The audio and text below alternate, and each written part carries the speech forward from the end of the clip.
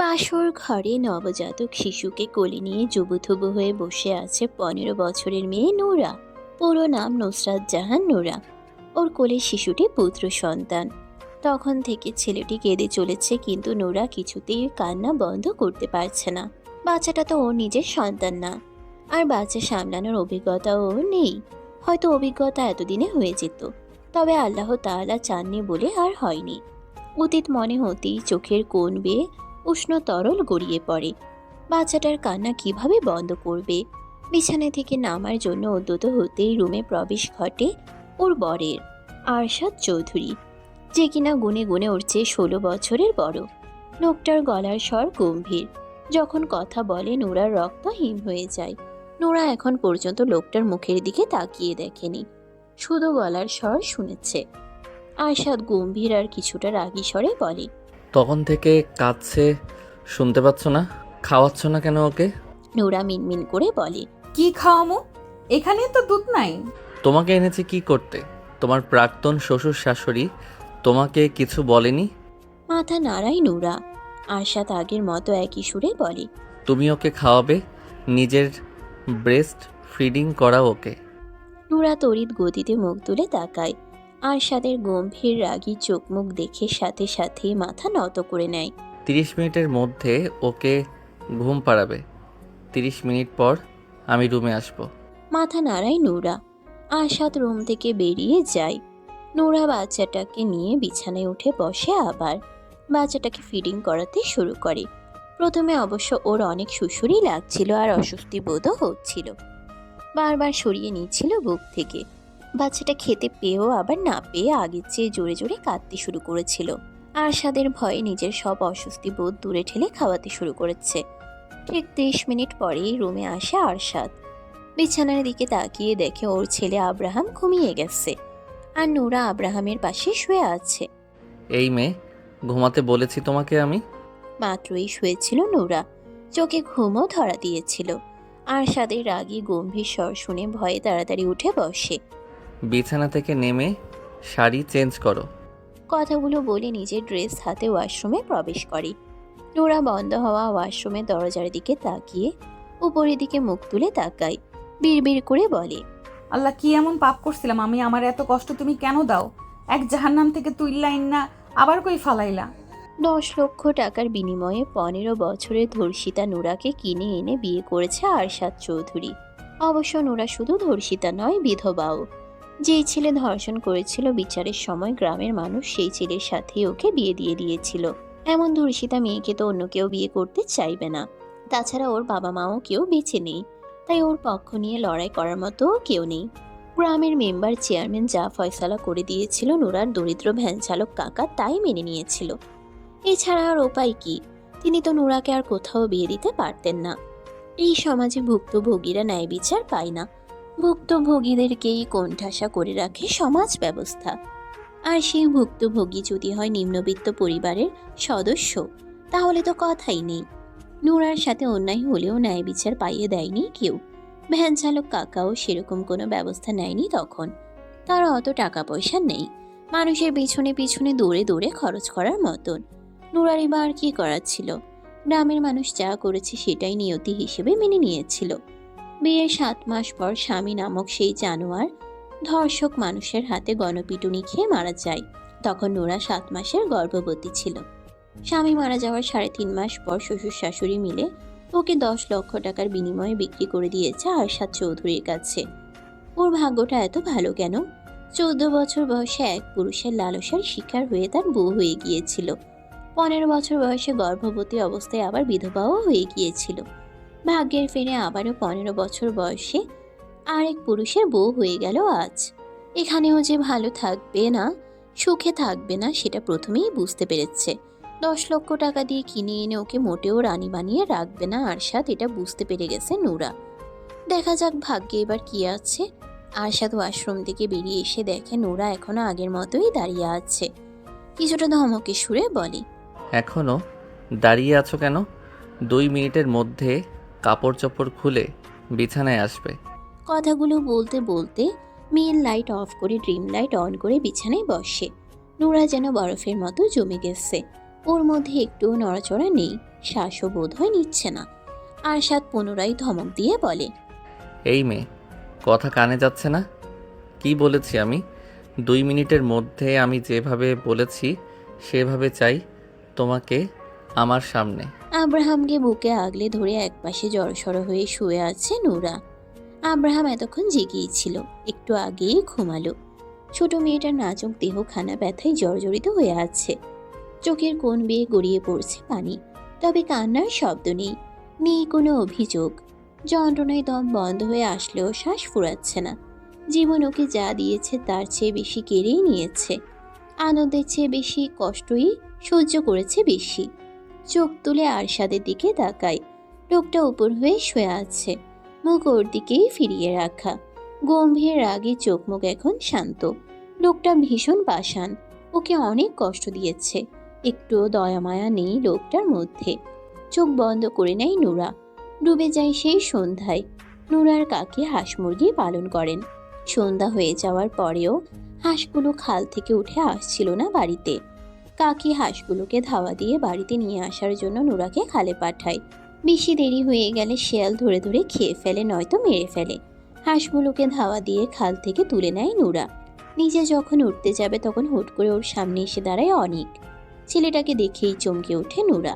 দ্রুত পা চালিয়ে চলে যাওয়ার চেষ্টা করলে আচমকা ওকে চেপে ধরে। সন্ধ্যা হয়ে যাওয়ায় আশেপাশে কেউ ছিল না তখন।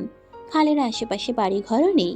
নূরা একটা চিৎকার দিতে পেরেছিল, তবে সেই চিৎকার কারো কানে বোধহয় পৌঁছায়নি। মাগরিবের আজান হচ্ছিল চারদিকে।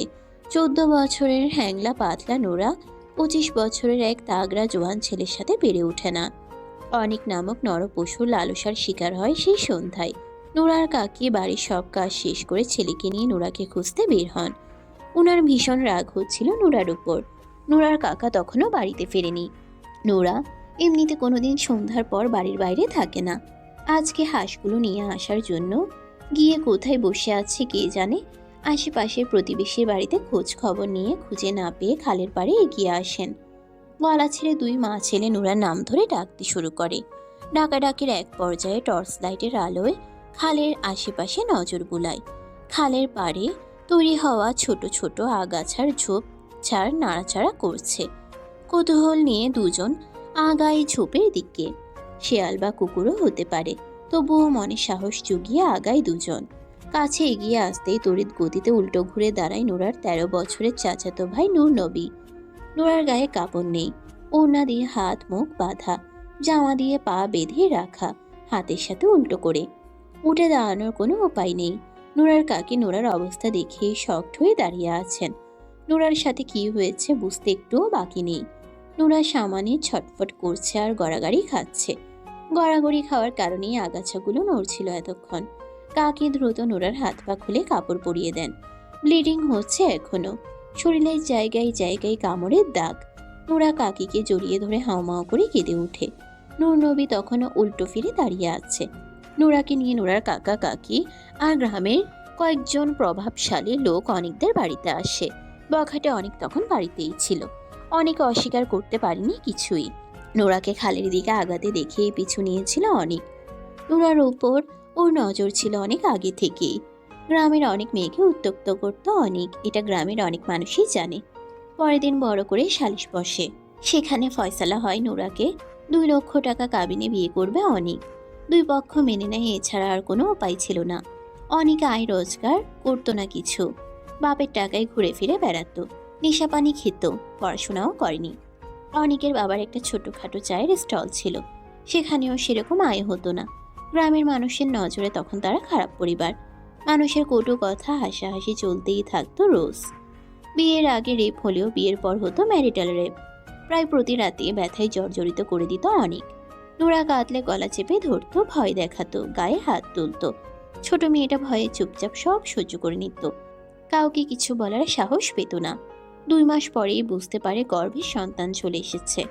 অনেক তখনও সে আগের মতোই ছন্ন ছাড়া বাউন্ডুলে বেকার বখাটে। নোরার আলোতে ভরা জীবনে অন্ধকার হয়ে এসেছিল অনেক। সে অন্ধকার ওকে গ্রাস করে নিয়েছিল পুরোপুরি। বিয়ের পরেও অনেক আগের মতোই মেয়েদের উত্ত্যক্ত করত। গ্রামের মানুষ অনেককে গ্রাম থেকে বের করে দিতে চায়।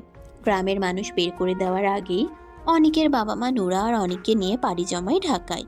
বস্তির মতো একটা এলাকায় বাসা ভাড়ায় উঠে দুটো রুম নিয়ে অনেকের বাবা ফ্লাক্সে চা নিয়ে ফেরি করে বিক্রি করত। অনেককে জোর করে একটা রিক্সা ম্যানেজ করে দেন অনেকের বাবা অন্য একজনের মাধ্যমে। অনেক একদিন রিক্সা চালালে 3 দিন বসে থাকে। হাতে যে কয়েক টাকা থাকে সেগুলো দিয়ে বিড়ি সিগারেট গাঁজা খেয়ে শেষ করে। আবার 1 দিন 2 দিন চালায়। নুরা অনেককে কিছু বলার সাহস পেত না। নিজের কিছু প্রয়োজন হলেও মুখ ফুটে বলতে পারতো না।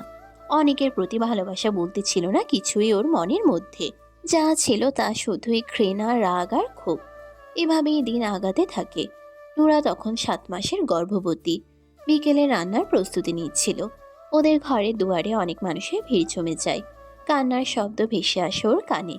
রান্নাঘর থেকে বেরিয়ে আসে থাকার ঘরের সামনে। নজরে আসে অনেকের রক্তাক্ত নির্জীব দেহ। নুরা স্থির হয়ে দাঁড়িয়ে তাকিয়ে থাকে অনেকের নির্জীব দেহের দিকে। সেদিন ওর কাকিও এভাবেই স্থির হয়ে দাঁড়িয়ে তাকিয়েছিল ওর দিকে। অনেকের সাথে কি হয়েছিল, ওকে কেন মেরেছে, কে মেরেছে, কখনোই জানতে চায়নি নুরা। অনেকের মৃত্যুতে আয়োজন আহাজারি করে ওর কান্নাও আসেনি। 7 মাস একসাথে থাকলেও মন দেওয়া নেওয়া হয়নি দুজনের। দৈহিক চাহিদায় অনেক ওর কাছে আসতো, প্রয়োজন শেষে আবার দূরে ঠেলে দিত। অনেককে ভালোবাসার মতো কিছুই করেনি অনেক ওর জন্য। অনেক কোনো ভালো স্মৃতি দেয়নি ওকে। সবসময় নিজের ভোগের বস্তুর মতো দেখেছে আর ব্যবহার করেছে। এমন মানুষের প্রতি ভালোবাসা কিভাবে জন্মাবে? অনেকের জন্য কান্না না আসলেও নিজের সন্তানের জন্য কান্না আসছিল। ও এতিম, আর ওর সন্তানও দুনিয়ায় আসার আগেই এতিম হয়ে গেল। এতিমদের এই সমাজে কোনো দাম নেই। এই সমাজে এতিম মানেই বোঝা। আশেপাশের অনেকেই বলাবলি করছিল, এটা কেমন বউ, জামাই মরে গেছে কিন্তু কাঁদে না কেন? কেউ তো আর জানে না ওর ছোট মনের ভেতর কত ক্ষত আর দুঃখ জমে আছে। সেই দুঃখ ভেদ করে অনেকের জন্য কান্না আসতে পারছে না ওর দু চোখে। অনেককে গ্রামে নিয়ে দাফন করা হয়েছে। অনেকের একটা ছোট বোন আছে, বিয়ে হয়েছে অনেক আগে, তার 2টো সন্তানও আছে। অনেকের আর কোনো ভাই বোন নেই। অনেকের শোক কাটিয়ে ওঠার আগে অনেকের বাবা মা নুরাকে নিয়ে ঢাকায় ফিরে আসে। অনেকের বাবা মায়ের ঢাকায় থাকার আর কোনো দরকার নেই। বখাটে অনেক তো নেই মেয়েদের উত্ত্যক্ত করার জন্য। কয়েকজন কিছু টাকা পাবে তাদের কাছে, সেগুলো পরিশোধ করে গ্রামে ফিরে যাবে আবার। একা রুমে রাতে শুয়ে অনেকের কথা স্মরণ হতো নুরার। আশ্চর্য, যার মৃত্যুতেও ওর কান্না আসেনি, এখন তার অনুপস্থিতিতে তার শূন্যতা অনুভব করছে। অনেক আর আসেনি ওই রুমে। ওকে ঘুম থেকে টেনে তুলে ব্যথায় জর্জরিত করেনি, গলা চেপে ধরেনি, গালাগালি করেনি, গায়ে হাত তোলেনি। ওকে যন্ত্রণা দেওয়ার জন্য আর ফিরে আসেনি। সবাইকে মুক্তি দিয়ে চলে গিয়েছে সারা জীবনের জন্য। অনেকের মৃত্যুর 1.5 মাস পেরিয়ে যায়। নুরা শুনেছিল অনেককে গণপিটুনি দিয়ে মারা হয়েছে। রিক্সা চালাতে গিয়ে কোনো মেয়ের সাথে নাকি ঝামেলা করেছিল। অবশ্য এই ছেলের তো সুন্দরী মেয়ে দেখলে হুঁশ থাকতো না। বেশি কিছু জানার আগ্রহ দেখায়নি নুরা। নামাজ পড়ে অনেকের জন্য দোয়া করত। যতই হোক স্বামী ছিল তো। দুপুরে রান্নার শেষে গোসল করে নামাজ আদায় করে খাবার খায়। বিছানায় শোয়ার পর অনুভব করে পেটের ভেতর বাচ্চা নড়াচড়া করছে না। স্মরণ হয় আজ সকাল থেকে খুব একটা নড়াচড়া করেনি। ডেলিভারির সময়ও প্রায় হয়ে এসেছে। গ্রামে কাকার বাড়িতে চলে যেতে চেয়েছিল, তবে ওর শ্বশুর শাশুড়ি রাজি হননি। ওনারও গ্রামে ফিরে যেতে চাইলেও আর যাননি, হয়তো আর যাবেনও না। বিকেলে শাশুড়িকে জানাই বাচ্চা নড়াচড়া করছে না দুপুর থেকে। সে গুরুত্ব না দিয়ে বলেছিলেন, মধ্যে মধ্যে বাচ্চা চুপচাপ থাকে, সমস্যা নাই, পরে আবার নড়াচড়া করব। কিন্তু ওর বাচ্চা আর নড়াচড়া করেনি। রাতে পেইন শুরু হয়। পরের দিন সকালে হাসপাতালে যাওয়ার পর মৃত বাচ্চা ডেলিভারি হয়। মেয়ে হয়েছিল। নুরা নিজের সন্তান হারিয়ে সেদিন কেঁদেছিল ভীষণ। পরে আবার আস্তে আস্তে নিজেই নিজের মনকে বুঝ দিয়েছে। এতিম হয়ে বেঁচে তাকাচ্ছে, না থাকাই ভালো। নানান চিন্তা মাথায় ঘুরঘুর করত। কেমন যেন পাগলের মতো অবস্থা হয়ে গিয়েছিল। ওর শাশুড়ি ওকেই দোষ দিত বাচ্চা মারা যাওয়ায়। নুরা নাকি ইচ্ছে করে মেরেছে ওর সন্তানকে, নিজের রাস্তা খালি করার জন্য। অন্য কাউকে বিয়ে করার জন্য যেন বাধা না থাকে, তাই বাচ্চাকে মেরেছে। নুরা কাকার বাড়িতে ফিরে যেতে চাইলেও ওর কাকা কাকি আগ্রহ দেখায়নি। যে বোঝা ঘাট থেকে নেমে গিয়েছে সে বোঝা আর ঘাড়ে তুলতে চায়নি। তারপর তারপর একদিন কিভাবে যেন আরশাদ চৌধুরী ওর খোঁজ পেয়ে গেল। তারপর টাকার বিনিময়ে চিরদিনের জন্য কিনে নিয়ে আসলো নিজের কাছে। আরশাদ চৌধুরী চাইলেই ধনী পরিবারের মেয়েকে বিয়ে করতে পারত, চাইলে অবিবাহিত সুন্দরী মেয়ে বিয়ে করতে পারত। আরশাদ চৌধুরী ভীষণ চালাক চতুর একজন মানুষ। সে জানে নুরাকে যেভাবে খুশি সেভাবেই নাচাতে পারবে। ও টু শব্দের বিপরীতে নোরা টু শব্দ করতে সাহস করবে না কোনোদিন। নোরা শোয়া থেকে উঠে ফ্রেশ হয়ে আসে। সারা অঙ্গে ব্যথা অনুভব করছে। মনে হচ্ছে কেউ যেন খুব মেরেছে ওকে। বিষণ্ণ হয়ে উদাস মনে সোফায় গায়ে নিয়ে বসে পড়ে। অনিকের বাবা মা ওকে পছন্দ করে না, ভালোবাসে না জানতো, কিন্তু টাকার বিনিময়ে এভাবে বিক্রি করে দেবে কল্পনাও করেনি। বিছানায় শুয়ে থাকা আরশাদের দিকে তাকায় আবার। আরশাদের প্রথম বউ কোথায়? এত ছোট বাচ্চা রেখে কোথায় গেছে? মারা গেছে নাকি বাড়িতেই আছে? আরশাদের পরিবারের সবাই কোথায়? নানান প্রশ্ন মাথায় ঘুরঘুর করলেও উত্তর দেওয়ার মতো কেউ নেই। আরশাদকে স্বাভাবিক মানুষের মতো লাগেনি ওর কাছে, কেমন যেন সাইকো টাইপের। আরশাদের ঘুম ভাঙে অনেক দেরি করে। শোয়া থেকে উঠে বসে কিছু সময় চোখ বন্ধ করে বসে থাকে। চোখ মেলে বিছানায় তাকায়। নোরা বা আব্রাহাম কাউকেই দেখতে পায় না। পুরো রুমে নজর বুলায়। ব্যালকনির দরজা খোলা দেখতে পায়। এই মেয়ে, নোরা দ্রুত পায়ে রুমে প্রবেশ করে আব্রাহামকে নিয়ে। আমি যতক্ষণ রুমে থাকবো আমার সামনে থেকে নড়বে না, বেলকনিতেও যেতে পারবে না। আমার অনুমতি ব্যতীত এই রুমের বাইরে পা রাখবে না। গম্ভীর স্বরে বলে কথাগুলো। নোরা মাথা নাড়ায়। আর রাতে যা যা বলেছি মনে আছে? এবারেও মাথা নাড়ায় নোরা। আরশাদ রেগে বলে। মুখে বলতে কষ্ট হয়? নোরা কম্পিত স্বরে বলে। সব মনে আছে আর মনে থাকবে। সারাদিন পেরিয়ে রাত নেমে এসেছে আবার। নোরা নিজের ব্রেস্টে ব্যথা পাচ্ছে ভীষণ। ব্রেস্ট মিল্ক জমা হয়ে টনটন করছে এখন। ব্রেস্ট মিল্ক বাড়ার জন্য আরশাদ ওকে কী কী ওষুধ যেন খাইয়েছে। তারপর ভালো মন্দ অনেক খাবারও খাইয়েছে। আরশাদ রুমে এসে দেখে নোরা বসে আছে আব্রাহামের পাশে। ওর কড়া নিষেধাজ্ঞা আছে।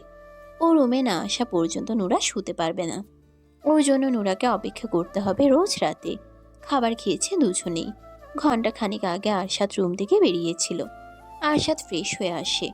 বিছানায় উঠে শুতে শুতে গম্ভীর স্বরে বলে। এদিকে আসো।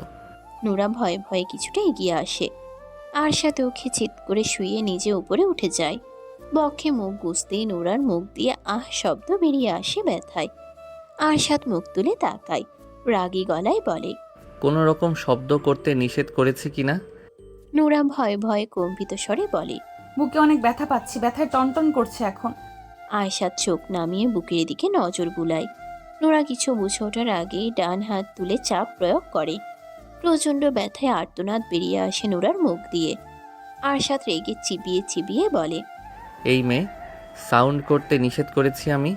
নোরা কেঁদে ফেলে, জড়ানো গলায় বলে। আপনি এমন করছেন কেন? আমি ব্যথা পাচ্ছি, আজকে ছেড়ে দিন আমাকে, আমি সহ্য করতে পারবো না আর। সাইকো পাষাণ পুরুষ কানে তোলে না নোরার কথা। নিজের ডান হাতের দিকে তাকিয়ে দেখে ব্রেস্ট মিল্ক দিয়ে হাত ভিজে গেছে। পুনরায় হাত বাড়াতে হাতটা চেপে ধরে নোরা। কেঁদে কেঁদে বলে। প্লিজ দয়া করুন আমাকে। দয়া? দয়া করার জন্য তো আনিনি। আমি যেভাবে খুশি থাকবো, আনন্দ পাবো, আমার ভালো লাগবে, আমি তাই করব। জীবনে স্যাক্রিফাইস, কম্প্রোমাইজ অনেক করেছি, কিন্তু তার বিনিময়ে তো কেউ আমার উপর দয়া করেনি। আমি কেন করব? হাত ছাড়ো বলছি, নয়তো ভালো হবে না তোমার জন্য। ভয়ে হাত ছেড়ে দেয় নোরা। ওর পুরো শরীর কাঁপতে শুরু করেছে। একদম এই ন্যাকা কান্না কাঁদবে না। প্লিজ আজকের রাতটা ছেড়ে দিন আমাকে। প্রশ্নই আসে না। সকালে নোরার ঘুম ভাঙে একটু দেরি করে। ঘুম থেকে উঠে দেখে আরশাদ নেই বিছানায়। আব্রাহাম গভীর ঘুমে রয়েছে। বিছানা ছেড়ে নেমে দাঁড়ায়। রাতে অনেক ভয় পেয়ে গিয়েছিল, কিন্তু আরশাদ ওর সাথে কিছু করেনি আর। ওর কান্না দেখে ছেড়ে দিয়েছিল। পরে আর রাগারাগিও করেনি। আব্রাহাম রাতে অনেকক্ষণ জেগেছিল। ঘুম ঘুম চোখে আব্রাহামকে কোলে নিয়ে বসেছিল নোরা। আর এই কারণেই সকালে ঘুম থেকে উঠতে দেরি হয়ে গেছে। বাথরুমে দরজার কাছে আসতেই বুঝতে পারে ভেতরে আরশাদ রয়েছে। ভেতর থেকে দরজা বন্ধ আর পানি পড়ার শব্দ পাওয়া যাচ্ছে। সরে এসে ড্রেসিং টেবিলের সামনে দাঁড়ায়। উস্কো খুস্কো ড্যামেজ চুলগুলোর খোপা খুলে চুল আঁচড়ে নেয়। পেছন ফিরতেই দেখে আরশাদ কোমরে টাওয়াল পেঁচিয়ে দাঁড়িয়ে আছে। আরশাদের গম্ভীর চোখ মুখ দেখেই নোরা শুকনো ঢোক গিলে নেয়। হৃদয় স্পন্দন বেড়ে গেছে। ভয়ে বুকের ভেতর ধুকপুক করছে। আরশাদকে নিজের দিকে এগিয়ে আসতে দেখে গলা শুকিয়ে যায় আরো। সামনে থেকে সরবে নাকি দাঁড়িয়ে থাকবে বুঝতে পারছে না। সরলে যদি রেগে যায়, আবার না সরলেও যদি রেগে যায়, কোন দিকে যাবে নোরা? এমন অদ্ভুত একজন মানুষের সাথে এক ছাদের নিচে একসাথে কিভাবে বসবাস করবে নোরা? অনেক যত খারাপই থাকুক, এই আরশাদ চৌধুরীর মতো ছিল না। সামনে থেকে সরবে নাকি এভাবেই মূর্তির মতো দাঁড়িয়ে থাকবে? চিবিয়ে চিবিয়ে বলা কথাগুলো শুনে দ্রুত সরে দাঁড়ায় নোরা। আরশাদ ড্রেসিং টেবিলের সামনে এসে দাঁড়ায়। নোরা আর দেরি করল না, দ্রুত পায়ে বাথরুমে প্রবেশ করে। এই লোকের সামনে দাঁড়িয়ে থাকার চেয়ে বাথরুমে গিয়ে বসে থাকা ভালো। বেশ অনেকক্ষণ পর বাথরুম থেকে বেরিয়ে আসে নোরা। আরশাদ ফর্মাল ড্রেস পরে রেডি হয়ে বসে আছে বিছানায়। নোরা বের হতেই আগুন চোখে তাকায়। ওর চাহনি দেখেই নোরার আত্মা খাঁচা ছাড়া। আরশাদ গম্ভীর অথচ রাগী স্বরে বলে, ফ্রেশ হতে কতক্ষণ লাগে? সারা জীবন বাথরুমেই বসে থাকার প্ল্যান করেছিলে নাকি? নোরা কিছু বলে না। টেবিলের উপর খাবার রাখা আছে, খেয়ে নেবে। আমি এখন বের হব, ফিরবো দুপুরে। আব্রাহামকে দেখে রাখবে, ওকে কাঁদালে খবর আছে তোমার। নোরা চুপচাপ শোনে সব কথা। আব্রাহাম আরশাদ বসা থেকে উঠে দাঁড়ায়। ধূপধাপ পা ফেলে দরজার কাছে এগিয়ে যায়। আবার পেছন ফিরে তাকিয়ে বলে, মনের ভুলেও রুমের বাইরে বের হলে পা কেটে ফেলবো আমি। বের হব না। মনে থাকে যেন। থাকবে। আরশাদ বেরিয়ে চলে যায় দরজা ভিজিয়ে দিয়ে। নোরা ফোঁস করে স্বস্তির শ্বাস ছেড়ে। যাই হোক, দুপুর পর্যন্ত শান্তিতে থাকতে পারবে আজকে। খাবার খেতে বসে আরশাদের কথা স্মরণ হয়। লোকটা খেয়েছে, খায়নি বোধ হয়। গতকাল রুমে বসে ওর সাথেই খেয়েছিল 3 বার। আজকে বোধহয় নিচে গিয়ে খাবে। নোরা বেশি কিছু ভাবলো না, খিদে পেয়েছে তাই খাওয়া শুরু করে। খাবারের স্বাদ অনেক ভালো। আর এইসব খাবার আগে কোনোদিন খায়নি নোরা। এমন দামি দামি খাবার খাওয়ার মতো ভাগ্য ওর ছিল নাকি কোনোদিন। কাকির সংসারে কাকি যা দিত তাই খেত। শাশুড়ির সংসারেও শাশুড়ি যা খেতে দিত তাই খেত। এই বাড়িতেও যা দেয় তাই খায়, কিন্তু ওর খাওয়া শেষ হয় আর আব্রাহাম ঘুম থেকে উঠে যায়। নোরা দ্রুত হাত ধুয়ে পানি খেয়ে বিছানায় উঠে আসে। আব্রাহামের গায়ের উপর থেকে ব্ল্যাঙ্কেট সরিয়ে নেয়। কাপড় চোপড় পরিবর্তন করে কোলে তুলে নেয়। বাচ্চার যত্ন কিভাবে করতে হয় নোরার জানা নেই। যেভাবে নিজে পারছে সেভাবেই করছে বিয়ের রাত থেকে। দুপুরে ফেরার কথা থাকলেও আরশাদ ফেরে সন্ধ্যার পর। ক্লান্ত শরীরে রুমে প্রবেশ করতেই দেখে নোরা আব্রাহামকে কোলে নিয়ে বসে আছে বিছানায়। নোরা একবার চোখ তুলে তাকিয়ে সাথে সাথেই চোখ নামিয়ে নেয় আবার। আরশাদকে ভীষণ ক্লান্ত দেখাচ্ছে। সারাদিন কি খায়নি নাকি? আরশাদ দুজনের দিকে তাকিয়ে থাকে কিছু সময়। মুখে কিছু না বলে হাতের ঘড়ি খুলে গায়ের শার্ট খুলে ফেলে। পকেট থেকে ফোন আর ওয়ালেট বের করে বেড খুলে রেখে দেয়। টাওয়ালটা হাতে নিয়ে ধূপধাপ পা ফেলে বাথরুমে প্রবেশ করে। এখান থেকে এখানে একটু আস্তে ধীরেও তো যাওয়া যায়। বেশ সময় নিয়ে গোসল করে বাথরুম থেকে বের হয় আরশাদ। ক্লান্ত চোখ মুখ এখন একটু সতেজ লাগছে। ট্রাউজার পরে বিছানার কাছে এগিয়ে আসে। নোরার সামনে বসতেই নোরার শ্বাস প্রশ্বাস বন্ধ করে নেয়। শ্বাস নেওয়ার শব্দ শুনে যদি রেগে যায়। নিজের বলিষ্ঠ হাত দুটো বাড়িয়ে নোরার কোল থেকে আব্রাহামকে নিজের কোলে তুলে নেয় আরশাদ। নোরা ভয়ে ভয়ে একটু পিছিয়ে যায়। আরশাদ চোখ তুলে তাকাতেই স্থির হয়ে বসে রইল আবার। আরশাদ ছেলের গায়ের জামা তুলে ভালোভাবে খেয়াল করে। নোরার দিকে তাকিয়ে বরাবরের মতো গম্ভীর স্বরে বলে, ওর গায়ে বেবি ওয়েল দিয়ে দাওনি? দুপুরে গোসল করানোর পরে দিয়েছিলাম। তারপর আর দাওনি না। কেন? জোরে কথা শুনে চমকে ওঠে নোরা। ভয়ে ভয়ে আরশাদের মুখের দিকে তাকিয়ে সাথে সাথে মাথা নত করে নেয় আবার। কম্পিত স্বরে বলে, দুপুরে দিছিলাম, এই জন্যই আর দেই নাই। এই ভাষায় আমার সামনে কথা বলতে নিষেধ করেছিলাম আমি। ভুল হয়ে গেছে, আর বলবো না। এক ভুল কতবার হয়? আর হবে না। ওয়েল মেসেজ করনি কেন? ত্বক কেমন খসখসে হয়ে গেছে, চোখে দেখনি? কিভাবে বাচ্চার যত্ন নিতে হয় জানো না? না। এর আগে কোনো বাচ্চার যত্ন নাওনি? না। কাউকে নিতেও দেখনি? না। ওর পুরো শরীর ওয়েল ম্যাসাজ করো এখনই। বিছানায় শুয়ে দেয় আব্রাহামকে। নোরা বেবি অয়েলের বোতল নিয়ে আসে। আব্রাহামের গায়ের পোশাক খুলে অয়েল ম্যাসাজ করতে শুরু করে। এটা কিভাবে করছো? কিভাবে করব? কিচ্ছু পারো না দেখছি। নোরা চুপ হয়ে থাকে। আরশাদ দেখিয়ে দেয় কিভাবে অয়েল ম্যাসাজ করতে হবে। ডক্টরের কাছ থেকে বেবিকে অয়েল ম্যাসাজ কিভাবে করতে হবে তা শিখেছিল আরশাদ। তোমার তো কেউ নেই তাই না? নোরা মুখ তুলে তাকায়। পুনরায় অয়েল ম্যাসাজ করতে করতে বলে, কাকা কাকি আর 2 কাকাতো ভাই বোন আছে। তোমার বাবা মায়ের কি হয়েছিল? ঘরে আগুন লেগে মারা গিয়েছিল। তখন তুমি কতটুকু ছিলে? 3-4 বছরের মনে হয়। তুমি বাঁচলে কিভাবে? নোরা মুখ তুলে তাকায় আবার। ও, আমাদের ছনের ঘর আসিল, উপরের চাল আসিল টিনের আর বেড়া আসিল ছনের। ওই দিন আমি দাদির কাছে ছিলাম, আব্বা আম্মা ঘরে ঘুমিয়েছিল। রাতে কেমনে জানি আগুন ধরে যায়, আর আব্বা আম্মা বের হতে পারে নাই, আগুনে পুইরা মরে গেছে। আরশাদ আর কোনো প্রশ্ন করে না, চুপচাপ থাকে কিছুক্ষণ, তারপর আবার বলে। তুমি প্রেম করে বিয়ে করেছিলে তাই না? চমকিত নয়নে তাকায় নুরা। কথা বলছো না কেন? এ কথা আপনারা কে বলছে? আমার সামনে শুদ্ধ ভাষায় কথা বলতে বলেছি, এইসব আঞ্চলিক ভাষায় কথা বলবে না আমার সামনে। প্রেম করে বিয়ে করেছি কে বলেছে আপনাকে? অ্যারেঞ্জ ম্যারেজ ছিল? না। Love marriage? না। অ্যারেঞ্জ ম্যারেজ না, আবার লাভ ম্যারেজও না, তাহলে বিয়ে হয়েছিল কিভাবে? নুরা চুপ হয়ে থাকে। ও মোটেও এসব কথা মুখ দিয়ে বের করতে চায় না। তেলের বোতল রেখে আব্রাহামকে পাতলা গেঞ্জি পরিয়ে দেয়, নরম কাপড়ে আচ্ছাদিত করে কোলে তুলে নেয়। আমি কিছু জিজ্ঞেস করেছি, উত্তর দাও। আপনি পুরনো কথা কেন শুনতে চাইছেন? বলো তুমি। নুরা বুঝতে পারছে না বলে আর উপায় নেই, বলতেই হবে।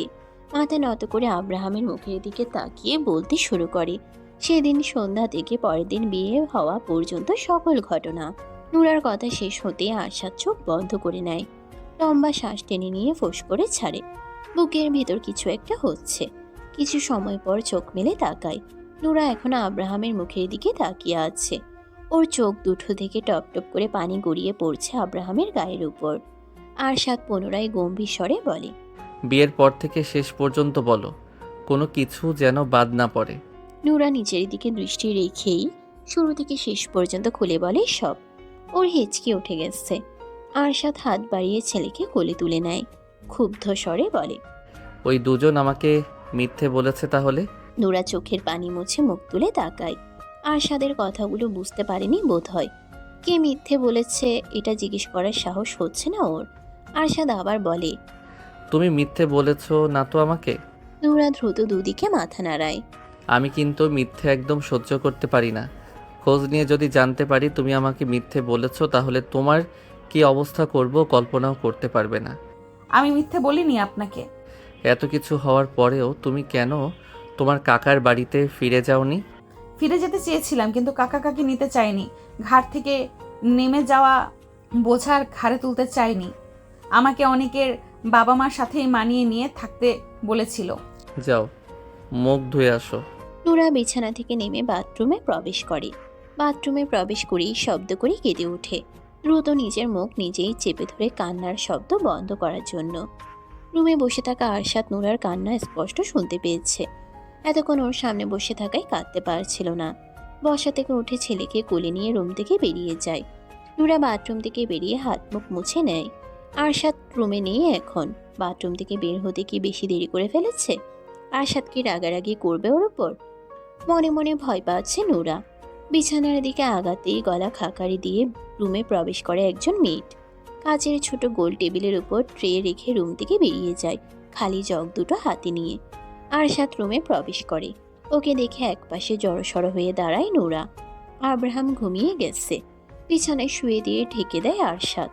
সোজা হয়ে দাঁড়িয়ে নুরার দিকে তাকাতেই নুরা মাথা নিচু করে নেয়। খিদে পেয়েছে আমার। নুরা চোখ তুলে একবার তাকিয়ে টেবিলের কাছে এগিয়ে আসে। দুটো প্লেট সোজা করে খাবার বেড়ে নেয়। মিট নক করে অনুমতি নিয়ে রুমে প্রবেশ করে। পানির জগ দুটো রেখে চলে যায় সাথে সাথেই। আরশাদ চেয়ার টেনে বসে খাবার খাওয়ার জন্য। কাজের চাপে দুপুরে খাওয়ার সময় পায়নি, আর ওর খেতেও ইচ্ছে হয়নি। খেতে বসছো না কেন? দ্রুত চেয়ারে বসে পড়ে নুরা। প্লেটের দিকে দৃষ্টি রেখে খাওয়া শুরু করে। খাওয়ার ফাঁকে ফাঁকে আরশাদের কিছু লাগবে কিনা জিজ্ঞেস করে তুলে দেয় প্লেটে।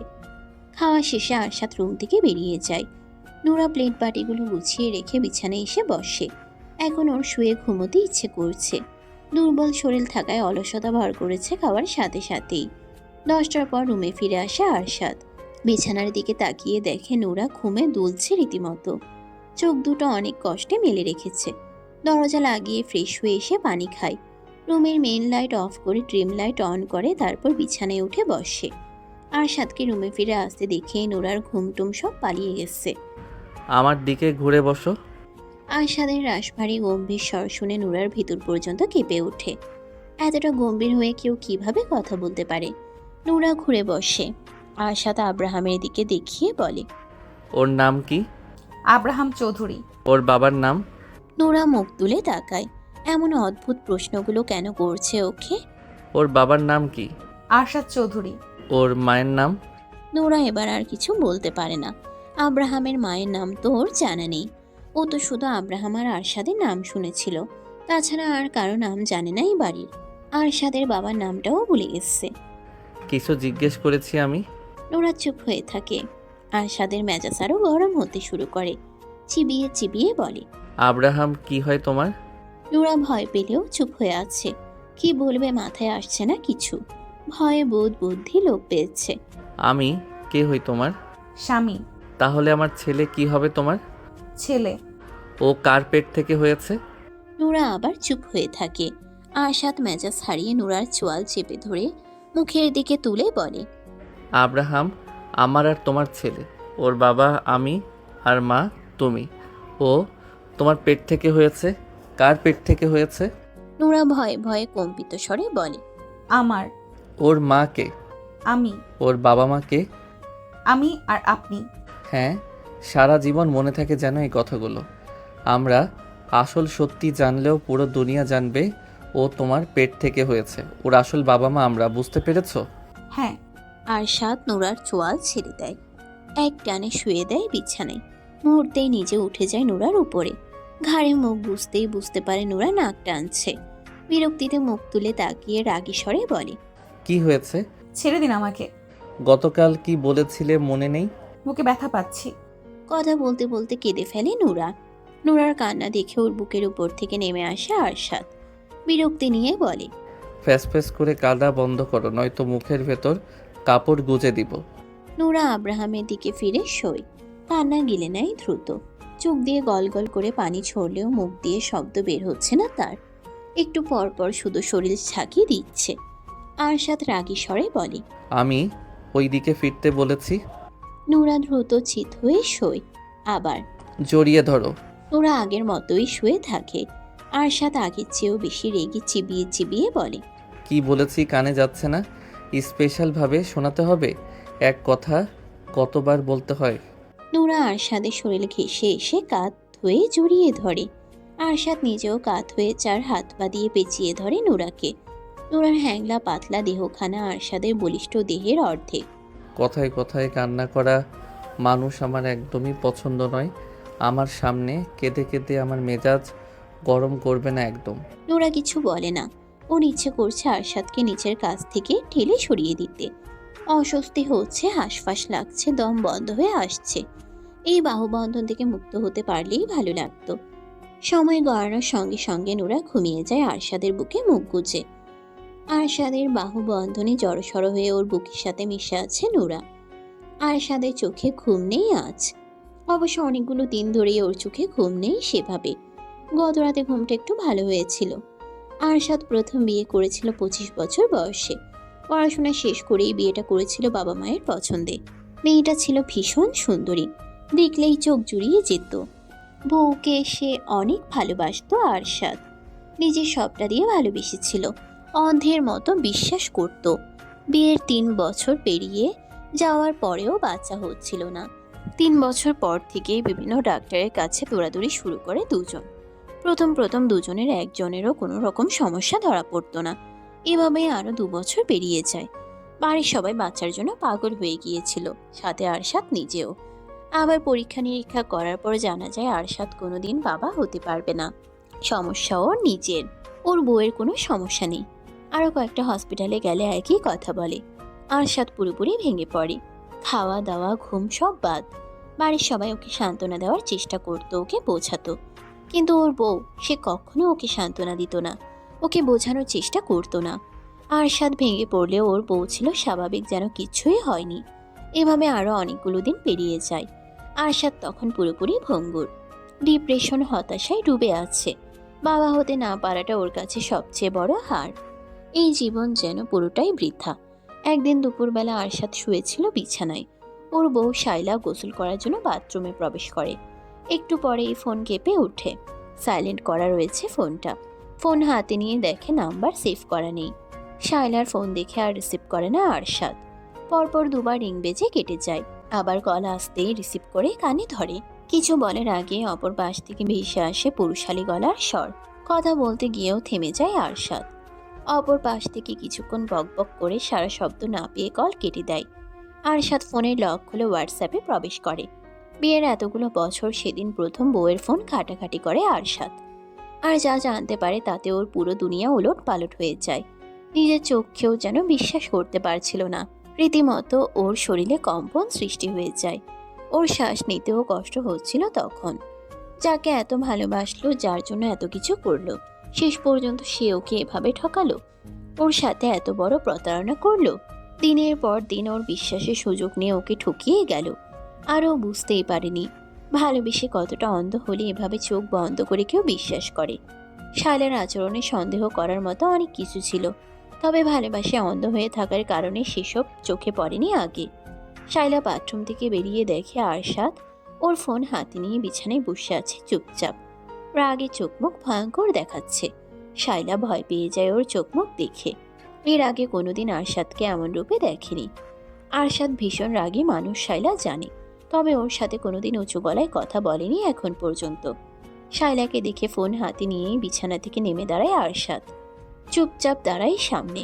ফোন শায়লার মুখের দিকে ধরে গম্ভীর স্বরে বলে, এগুলো কি? শায়লা চুপ করে থাকে। ওর গলা শুকিয়ে গেছে, মুখ দিয়ে কোনো কথা বের হচ্ছে না। আরশাদ খপ করে শায়লার গলা চেপে ধরে বাম হাতে। শায়লার মনে হচ্ছে গলার হাড়গুলো বোধহয় এখনই মটমট করে ভেঙে যাবে।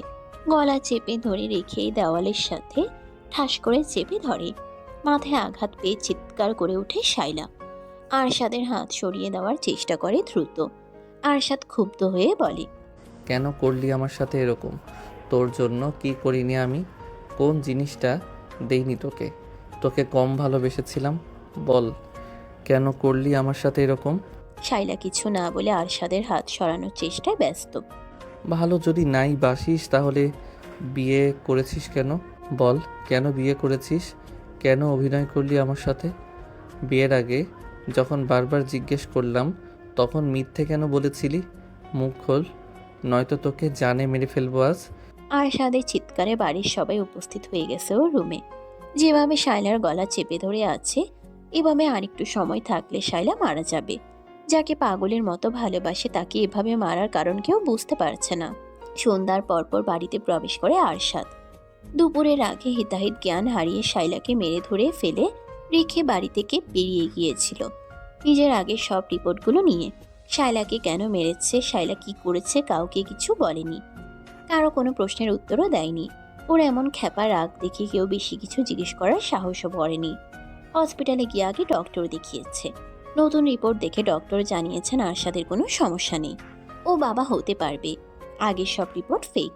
হসপিটাল থেকে বেরিয়ে গিয়েছিল থানায়। যতজন ডক্টর এর আগে ওকে মিথ্যে বলেছিল আর ফেক রিপোর্ট বানিয়েছিল, প্রমাণ দেখিয়ে সকলের নামে মামলা করেছে। শায়লার নামেও মামলা করেছে। এসব কিছু করতে করতেই সন্ধ্যা হয়ে গেছে। বাড়িতে ফিরে দেখে শায়লার বাবা মা ভাই চলে এসেছে ওদের বাড়িতে। সবাই ওর সাথে কথা বলার জন্য উদ্যত হলেও আরশাদ কারো কোনো কথা না শুনে সোজা নিজের রুমে চলে আসে। শায়লা শুয়েছিল বিছানায়। আরশাদের শক্ত হাত পায়ের মার খেয়ে অবস্থা খারাপ। আরশাদ শায়লার দিকে তাকিয়ে রাগে ফোঁস করতে শুরু করে। হাতের রিপোর্টগুলো বিছানার উপর রেখে শায়লার চুলের মুঠি ধরে বিছানা থেকে টেনে নামাতে নামাতে বলে, তুই আমার বিছানায় শুয়ে আছিস কেন? বের হ আমার রুম থেকে আর এই বাড়ি থেকে। তোর এই নোংরা আর গিরগিটি মার্কা চেহারা দেখাবি না আমাকে। আশাদ, ব্যথা পাচ্ছি, চুল ছাড়ো আমার। শায়লার আর্তনাদ কান্না আরশাদের কানে পৌঁছায় না। রাগে যেন বধির হয়ে গেছে। থানা থেকে কিভাবে বাড়িতে ফিরেছে ও নিজেও জানে না। বল, তুই আমার সঙ্গে কেন নাটক করলি এতকাল? শায়লা ওর প্রশ্নের উত্তর দিচ্ছে না দেখে আবার গলা চেপে ধরে শক্ত করে। দম বন্ধ বন্ধ হয়ে যাবে তখন ছেড়ে দেয়। শায়লা দেওয়ালের সাথে ঘেঁষে বসে পড়ে, গলা ধরে। আরশাদ শায়লার সামনে বসে দুই পায়ের উপর ভর করে। শায়লার মুখ দুই হাতে আগলে ধরে পাগলের মতো বলে, তুই কেন আমার সাথে এমন করলি? তোর কি ক্ষতি করেছিলাম আমি? তোকে কখনো কষ্ট দিয়েছি আমি? তোর কোনো চাওয়া অপূর্ণ রেখেছি? তোকে অযত্নে রেখেছি? কোন জিনিসের অভাব হয়েছে বল? নিজের থেকেও বেশি ভালোবেসেছিলাম তোকে, আর তুই তার এই প্রতিদান দিলি। শায়লা চুপ করে থাকে। রাগে হিতাহিত জ্ঞান হারিয়ে শাইলার গালে ঠাটিয়ে চর বসিয়ে দেয় আরশাদ। আবার চর খেয়ে শাইলার নাক আর ঠোঁটের কোণ দিয়ে রক্ত বেরিয়ে আসে। শাইলার চুলের মুঠি ধরে আরো কয়েকটা চর লাগায় ঠাস ঠাস করে। গলা চেপে ধরে আবার। দেওয়ালের সাথে আবারও বাড়ি লাগে মাথায়। যার গায়ে ফুলের টোকাও লাগতে দেয়নি কখনো, আজ দুপুর থেকে নিজ হাতে তার গায়েই মারছে, লাগতে দিচ্ছে। আরশাদ যেন নিজের নিয়ন্ত্রণ হারিয়ে ফেলেছে। প্রাণপ্রিয় স্ত্রীর কাছ থেকে এত বড় আঘাত পেয়ে কিছুতেই নিজেকে সামলাতে পারছে না। আরশাদের গর্জন আর শাইলার কান্না শুনে বাড়ির সবাই আবারও উপরে উঠে এসেছে। আরশাদের ছোট ভাই এরশাদ এগিয়ে এসে আরশাদকে সরানোর চেষ্টা করে। আরশাদ ওকে এক ঝটকায় ফেলে দেয় নিচে। বাড়ির সবাই এগিয়ে এসে আরশাদকে টেনে সরিয়ে নেয়। আরশাদ সকলের কাছ থেকে নিজেকে ছাড়ানোর জন্য ধস্তাধস্তি করতে করতে গর্জন করে বলে, ছাড়ো আমাকে, ওকে আজকে আমি খুন করে ফেলবো। আরশাদের বাবা ছেলেকে শান্ত করার চেষ্টা করে বলেন, কি হয়েছে? তুমি এমন করছো কেন? শায়লা কি করেছে? এই মহিলা এতগুলো দিন ধরে আমাকে ঠকাচ্ছে। ওর উপরে এক আর ভেতরে আরেক। ও অন্য এক ছেলেকে ভালোবাসে বিয়ের আগে থেকেই। এখনও সেই ছেলের সাথে পরকীয়া কন্টিনিউ রেখেছে। আমার কোনো সমস্যা নেই। এই নষ্ট মহিলা ডাক্তারদের আগেই টাকা খাইয়ে রাখতো, সেজন্য ডাক্তাররা ফেক রিপোর্ট বানাতো আর মিথ্যে বলতো। এই জন্যই ও সবসময় ওর পরিচিত ডাক্তারদের কাছে যেতে চাইতো। পাগলের মতো কি বলছে সব? আমি পাগলই হয়ে গেছি এখন। ওকে খুন করব আমি, তবেই শান্তি পাবো। কোনো কিছু ভুল বোঝাবুঝি হয়েছে, মাথা ঠান্ডা করো আগে। আরশাদ সকলের কাছ থেকে নিজেকে ছাড়িয়ে নেয়। পকেট থেকে শাইলার ফোন বের করে একের পর এক পিক বের করে সকলকে দেখাতে শুরু করে। চ্যাট বক্সে থাকা সুশীল অশ্লীল চ্যাট বের করে দেখায় সকলকে। ভয়েস রেকর্ডগুলো শোনায়। ঘৃণায় সকলের চোখ মুখ পরিবর্তন হয়ে গেছে। শাইলার বাবা মা ভাই মাথা নিচু করে নিয়েছে। আরশাদ রাগে ফেটে পড়ছে। রাগের কারণে থরথর করে কাঁপছে ওর পুরো শরীর। পুনরায় শাইলার সামনে বসে বলে, কথা বলছিস না কেন? বল, কেন আমার সাথে এত বড় নাটক করলি? কেন আমার বিশ্বাস নিয়ে খেললি? আমাকে কেন ঠকালি?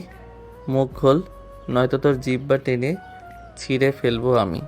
শাইলা কান্না করতে করতে নিচের দিকে তাকিয়ে বলতে শুরু করে, আমি বিয়ের আগে থেকে নিশানকে ভালোবাসি। আমাদের বিয়ের 1 মাস আগে ওর সাথে ব্রেকআপ হয়ে যায়। তাই জেদের বশে আমিও বিয়ে তো অমত করিনি। সব কিছু ঠিকঠাকই চলছিল। আমাদের বিয়ের 2 বছর পর নিশানের সাথে যোগাযোগ হয় আবার। নিশান নিজে থেকেই যোগাযোগ করেছিল। ও আমার লাইফে ফিরতে চাইছিল আবার। আমিও কেন যেন না করতে পারিনি। ফোনেই কথা হতো আমাদের। এর মধ্যে তুমি বাচ্চার জন্য পাগল হয়ে ওঠো।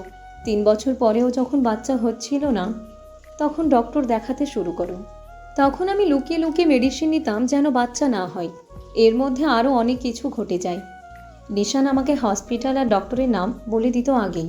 আমিও তোমাকে নিয়ে তাদের কাছেই যেতাম। আরশাদ শাইলার চোয়াল শক্ত করে চেপে ধরে চিবিয়ে চিবিয়ে বলে, এতই যখন ভালোবাসিস তাহলে যাসনি কেন? কেন এত নাটক করলি? তোকে তো সব রকম ফ্রিডম দেওয়া হয়েছিল, চাইলেই চলে যেতে পারতি। যাসনি কেন? শাইলা চুপ করে থাকে। আরশাদ আবার বলে, আমার টাকায় খাবি, পড়বি আর অন্যের সঙ্গে রঙ্গলীলা করবি, তাই না? তুই কি ভেবেছিস তোর চালাকি আমি ধরতে পারবো না? আমি বুঝতে পেরে গেছি তুই কেন আমাকে ছেড়ে এখনও যাসনি। ওই বাড়িটার জন্য, তাই না? বাড়িটা তোর নামে লিখে দিলেই তুই আমাকে ছেড়ে চলে যেতি। কি আমি ঠিক বলছি না? শাইলা এবারেও চুপ করে থাকে। বিয়ের 1 বছর পরেই আরশাদ নিজেদের জন্য আলাদা একটা বাড়ি তৈরি করার সিদ্ধান্ত নেয়। বাড়িটা যেখানে হবে সেই জমি শহর থেকে একটু দূরে। বাড়ির কাজ শুরু করার পর আরশাদ সিদ্ধান্ত নেয় বাড়িটা শাইলাকে গিফট করবে। একদিন কথায় কথায় শাইলাকে বলে ফেলেছিল নিজের সিদ্ধান্ত। বাড়ির আনুমানিক খরচ কত হবে জিজ্ঞেস করায় আরশাদ জানিয়েছিল বাজেট 10 কোটি টাকা, এর কম বেশিও হতে পারে। শায়লা হিসেব করে দেখেছিল বাড়ির জমি সহ পুরো বাড়ির দাম প্রায় 20 কোটি টাকা। আর এই বাড়ির লোভেই শায়লা এতগুলো দিন ধরে আরশাদের সাথেই আছে। বাড়িটা ওর নামে লিখে দিলেই আরশাদের কপালে লাথি দিয়ে চলে যাবে নিশানের কাছে। বাড়ির কাজ কমপ্লিট হয়। পুরো বাড়ি ফার্নিচার দিয়ে সাজানো হয় আরশাদের পছন্দসই। 1 মাস পর শায়লার জন্মদিন। সেদিনই বাড়িটা শায়লার নামে লিখে দিতে চেয়েছিল আরশাদ, কিন্তু তার আগে আজকে সবকিছু জানতে পেরে গেছে। ভাগ্যিস আগেই জানতে পারলো, নয়তো আরশাদের এত বছরের পরিশ্রম হাতিয়ে নিয়ে আরেকজনের হাত ধরে চলে যেত সুখী সংসার করার জন্য। আরশাদ গত 5 বছরে আলাদাভাবে যতটুকু আয় করেছিল সবটা খরচ করেছে বাড়ি করার পেছনে। বাবার বিজনেসের টাকা নিজের বাড়ির পেছনে খরচ করেনি। আরশাদ 6 বছরে বাবার বিজনেস অনেক দূর এগিয়ে নিয়ে এসেছে। দেশ পেরিয়ে বিদেশেও ছড়িয়ে পড়েছে ওদের বিজনেস। বাবার বিজনেস বাদেও নিজে আলাদাভাবে শেয়ারে বিজনেস চালু করেছে স্পেনে। পড়াশোনার জন্য সেখানে ছিল এবং বিজনেস পার্টনারদের সঙ্গে পরিচয় হয়েছিল। আরশাদ সময় নষ্ট করে না, সকলের সামনেই গর্জন তুলে বলে, আজকে এই মুহূর্তে তোকে আমি তালাক দিচ্ছি। 1 তালাক, 2 তালাক, 3 তালাক। আজকে থেকে তোর সাথে আমার কোনো সম্পর্ক নেই। এতগুলো বছরে আমার অনেক টাকা পাচার করেছিস নিজের পরকীয়ার প্রেমিকের কাছে। তুই এই বাড়ি থেকে একটা সুতোও নিতে পারবি না। এক্ষুনি বের হবি এই বাড়ি থেকে। আমার পেছনে আরও ষড়যন্ত্র করার চেষ্টা করবি তো তোদের দুটোকেই ধরে জেলে ভরে দেব। আমার কত টাকা লুটেছিস দুজন, সব প্রমাণ আছে আমার কাছে। বের হ বাড়ি থেকে। এই আপনাদের মেয়েকে নিয়ে বের হন বাড়ি থেকে। অফিসিয়ালি ডিভোর্সের দিন কোর্টে দেখা হবে। যান এখন এখান থেকে। এই নষ্ট মহিলা, বের হ আমার রুম থেকে। শায়লার ভাই রাগে অপমানে তেড়ে এসে শায়লাকে মেরে ধরে ধূপধাপ শব্দ তুলে বেরিয়ে যায় রুম থেকে। ওর ইচ্ছে করছে শায়লাকে এখানেই জবাই করে রেখে যেতে। শায়লার বাবা কোনো কথা না বলে গটগট করে হেঁটে বেরিয়ে যান রুম থেকে। শায়লার মা বেরিয়ে যেতে নিলেই আরশাদ রেগে ওনার দিকে তাকিয়ে বলে, কি বলেছি শুনতে পাননি? আপনাদের মেয়েকে নিয়ে যান, নয়তো ওকে খুন করব আমি। খুন করেই ফেলো, একে আমি আমার বাড়িতে নেব না। এই দিন দেখার আগে কেন আমার মরণ হলো না? আরশাদ শায়লার হাত ধরে টেনে নিয়ে রুম থেকে বের হয়। ওর বড় বড় কদমের সাথে পেরে উঠছে না শায়লা। আরশাদ এক প্রকার ওকে টেনে হিঁচড়ে নিচে নামাচ্ছে। বাড়ি থেকে বেরিয়ে রাস্তায় ছুঁড়ে ফেলে এক প্রকার। একদলা থুতু ছুঁড়ে দিয়ে মুখের উপর গেট লাগিয়ে দেয়। উল্টো ঘুরে সোজা নিজের রুমে চলে আসে। দরজা লাগিয়ে স্থির হয়ে দাঁড়ায়। বুকের ভিতর যন্ত্রণায় ফেটে যাচ্ছে, শ্বাস বন্ধ হয়ে আসছে। কাকে এত ভালোবাসলো এতকাল? কাকে নিয়ে রোজ স্বপ্ন দেখত? কাকে ভালো রাখার জন্য দিনরাত পরিশ্রম করত? কার জন্য এত কিছু করেছে? একজন বিশ্বাসঘাতক, স্বার্থপর, লোভী, নষ্ট মহিলার জন্য এত কিছু করলো এতকাল। একসাথে থেকেও কেন এতকাল কিছু বুঝতে পারলো না? ভালোবাসায় এতটাই অন্ধ হয়ে গিয়েছিল যে শায়লাকে নিয়ে অমন কিছু ভাবার দুঃসাহস করতো না আরশাদ। প্রাণপ্রিয় স্ত্রী, হ্যাঁ, কি করেনি এই মেয়ের জন্য? যখন যা চেয়েছে সব দিয়েছে, যেভাবেই হোক। যখন যা করতে চেয়েছে তাই করতে দিয়েছে, সব রকম ফ্রিডম দিয়েছিল। আর এই মহিলা কি করলো? গত 4টা বছর ধরে ওকে নিখুঁতভাবে ঠকিয়ে গেল। কি নিখুঁত তার অভিনয়! ওই মায়াবীর চেহারায় এত নিখুঁত অভিনয় কিভাবে লুকিয়ে রাখতো? আসলেই কি ওই চেহারা মায়াবী ছিল? কই, ওই চেহারা তো ওর কাছে দুপুর থেকে একটুও মায়াবী লাগেনি, বরং লেগেছে ভয়ঙ্কর রকমের হিংস্র। বেশি ভালোবাসতো যে, তাই মায়াবী লাগতো আগে। এই শায়লাকে ভালোবাসেনি আরশাদ, ও ভালোবেসেছিল সেই শায়লাকে, যে কিনা ওর হাত ধরে ওর চোখে চোখ রেখে বলেছিল, আমি সারা জীবন তোমার সাথেই থাকবো, কোনোদিনও তোমার হাত ছাড়বো না। তুমি আমার জীবনের প্রথম এবং শেষ পুরুষ। হাঁটু মুড়ে বসে পড়ে আরশাদ। বুকের বাম পাশে শক্ত করে চেপে ধরে জড়ানো গলায় বলে, কেন আমাকে এভাবে ঠকালে? আমি তোমার এই রূপ কিছুতেই মানতে পারছি না। তুমি বলেছিলে আমি তোমার জীবনের প্রথম পুরুষ, অথচ আমি দ্বিতীয় জন ছিলাম। এত নিখুঁত অভিনয় তুমি কিভাবে করলে এতগুলো দিন ধরে? তুমি লাস্ট মেসেজে কি লিখেছিলে? আমাকে তোমার এখন সহ্য হয় না, আমাকে দেখলে তোমার খুন করতে ইচ্ছে করে। নরম গলায় কথাগুলো বলতে বলতে হঠাৎই গর্জন করে উঠে আবার বিশ্রী ভাষায় গালাগালি করতে শুরু করে শায়লাকে উদ্দেশ্য করে। বসা থেকে উঠে শায়লার যা যা হাতের কাছে পায় সবকিছু ছুঁড়ে ফেলতে শুরু করে। রুমের বাইরে দাঁড়িয়ে সবাই রুমের ভেতরে চলা তাণ্ডব স্পষ্ট অনুভব করতে পারছে।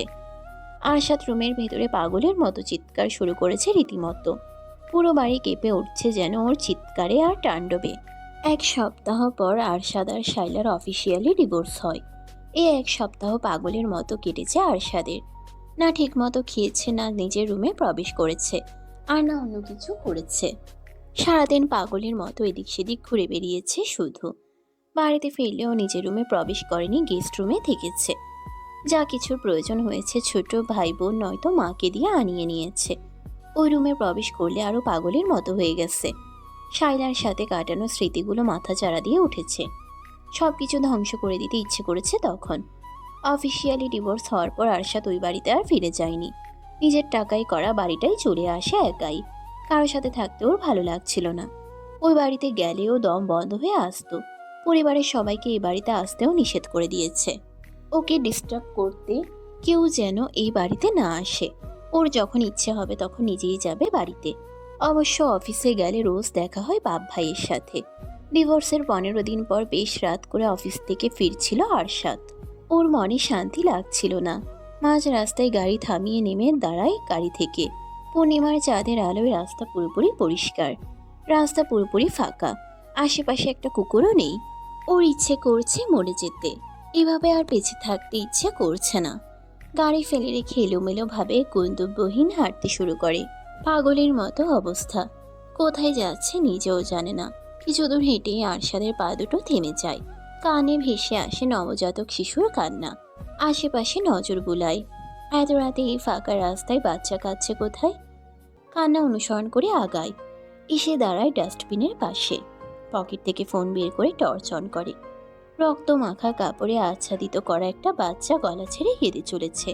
আরশাদ স্থির হয়ে দাঁড়িয়ে থাকে কিছু সময়, তারপর ঝুঁকে পড়ে বাচ্চাটার দিকে। হাত বাড়িয়ে গায়ের উপর থেকে কাপড় সরিয়ে দেয়। কয়েক ঘন্টা আগেই বোধহয় জন্ম হয়েছে। সোজা হয়ে দাঁড়িয়ে আশেপাশে নজর বুলায়। নিজের গায়ে শার্ট খুলে ফেলে, বাচ্চাটাকে তুলে শার্ট দিয়ে পেঁচিয়ে নেয়। রক্ত মাখে নোংরা কাপড় আর ধরে না।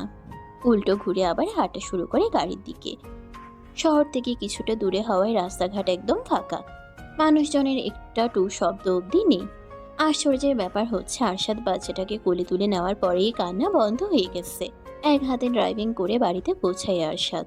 ওর বাড়িতে এক মধ্যবয়স্ক দম্পতি থাকে বাড়ির কাজকর্ম আর রান্না বান্না করার জন্য। মহিলা আরশাদের কোলে ছোট বাচ্চা, তাও আবার এমন অবস্থায় দেখে অবাক হয়ে তাকিয়ে থাকে। আরশাদ নিজেই বাচ্চাটাকে মহিলার কোলে তুলে দিয়ে বলে পরিষ্কার করে খাওয়াতে। বাচ্চাটাকে পরিষ্কার করার পর নরম কাপড়ে আচ্ছাদিত করে গরুর দুধ গরম করে খাওয়ায়। খাওয়ার পর ঘুমিয়ে যায়। ছোট্ট দেহখানায় বেশ কয়েকটা আঘাতের চিহ্ন পাওয়া যায়। বেশ অযত্নে অবহেলায় রাস্তার পাশে ডাস্টবিনে ফেলে রেখে গিয়েছিল কোনো এক হৃদয়হীন মানুষ। আরশাদ ফ্রেশ হয়ে এসে চুপচাপ খাবার খায়। তারপর বাচ্চাটাকে কোলে নিয়ে সোফায় বসে থাকে। বাচ্চাটার নাম দেয় আব্রাহাম চৌধুরী। আরশাদ চৌধুরীর ছেলে আব্রাহাম চৌধুরী। একটা সন্তানের বড় লোভ ছিল আরশাদের। অনাকাঙ্ক্ষিতভাবে ওর একটা সন্তান হয়ে গেছে। একবার যখন পেয়েছে এই বাচ্চাকে আর কাজ ছাড়া করবে না কোনোদিন। 2 দিন পার হওয়ার পর আরশাদ বুঝতে পারে ওর ছেলের একজন মা লাগবে, ওরও বউ দরকার। এভাবে আর কতদিন? একজন প্রতারকের কারণে কেন নিজে সাফার করবে? তারপর খোঁজ চালায় একজন মায়ের। আরশাদ যেমন মেয়ে খুঁজছিল ঠিক তেমন মেয়ের খোঁজ পেয়ে যায় 2 দিনের মধ্যে। সময় নেয় না আরশাদ। পরের দিনে অনিকের বাবা মায়ের সকল ডিমান্ড পূরণ করে নুরাকে নিজেদের কাছে নিয়ে আসে একেবারে জন্য। নুরা চাইলেও কোনো দিন ওকে আর ওর ছেলেকে ছেড়ে যেতে পারবে না। নুরার পুরো দুনিয়া ঘিরে থাকবে আরশাদ আর আব্রাহাম। নুরাকে কোনো রকম স্বাধীনতা দেবে না আরশাদ। ও যা চাইবে বলবে তাই করতে বাধ্য নুরা। নুরাকে এই রুমের বাইরেও যেতে দেবে না কোনোদিন। নুরা আরশাদের প্রিয়জন নয়, শুধুমাত্র প্রয়োজন। আর সবসময় প্রয়োজন হয়েই থাকবে। প্রিয়জন বানিয়ে আর কষ্ট পাবে না আরশাদ। এখন আর ওর মন কোনো নারীকে ভালোবাসতে চায় না। আরশাদ নিজেও আর কাউকে ভালোবাসতে চায় না। বিয়ে করলেই কি ভালোবাসতে হবে না কি? সকালে নুরার ঘুম আগে ভেঙেছে। আব্রাহামকে অয়েল ম্যাসাজ করে দিয়ে খাইয়ে এখন রুম জুড়ে হাঁটছে। বাচ্চাটা এতক্ষণ কান্না করলেও এখন চুপ করে আছে। এতটুকু ছেলেও বসে থাকা আর হাঁটার পার্থক্য বুঝতে পারে। নুরার ঘুম পাচ্ছে এখন। রাতে বেশ কয়েকবার ঘুম থেকে উঠতে হয়। আব্রাহাম জেগে থাকে, ছোট একটা বাচ্চা। খাবে আর ঘুমাবে তা না, ঘন্টার পর ঘন্টা জেগে থাকে এক্ষুনি। আরশাদ শোয়া থেকে উঠে ঝিম ধরে বসে রইল। চোখ তুলে নুরার দিকে তাকায়। রুমের জানালা দরজা এখনো বন্ধ। ডিম লাইটের ঘোলাটে আলোয় আলোকিত হয়ে আছে রুম। আরশাদ বিছানা ছেড়ে নেমে দাঁড়ায়। জানালার পর্দা সরিয়ে বাথরুমে প্রবেশ করে। আজকে অফিস নেই, কোনো জায়গায় যাওয়ার তাড়াও নেই। তোকে কয়েকটা কাজ আছে।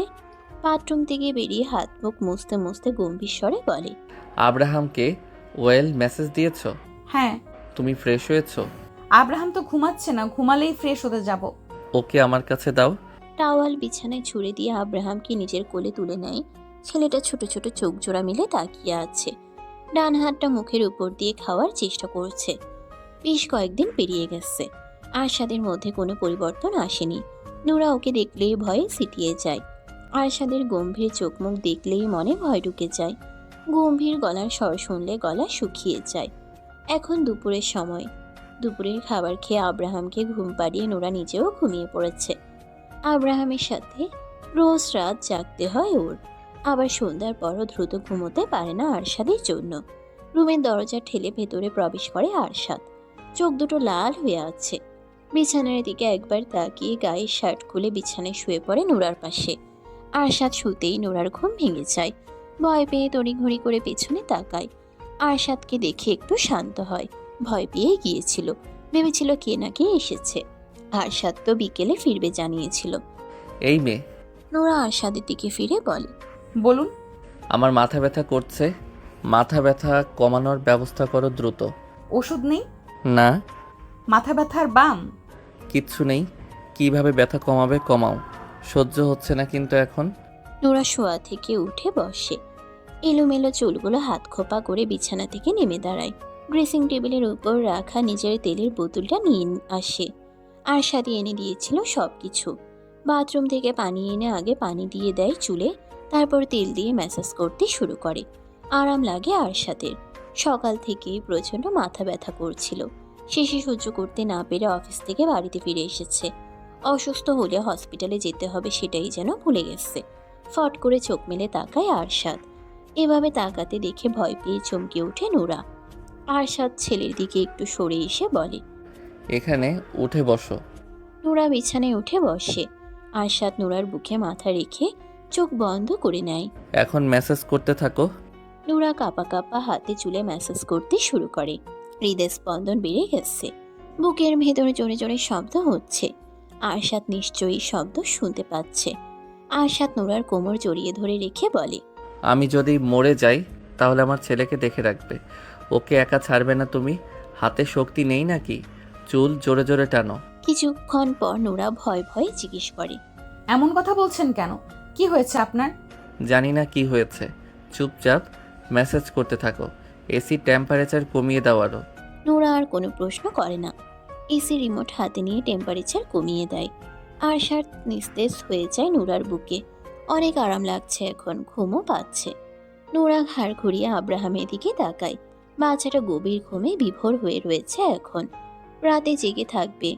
বাচ্চাটার প্রতি ভীষণ মায়া জন্মে গেছে নোরার। ওর এখন মনে হয় বাচ্চাটা ওর নিজেরই। ও নিজেই জন্ম দিয়েছে আব্রাহামকে। ওর মেয়েটা যদি বেঁচে থাকতো তাহলে এখন আব্রাহামের চেয়ে বয়সে বড় হতো।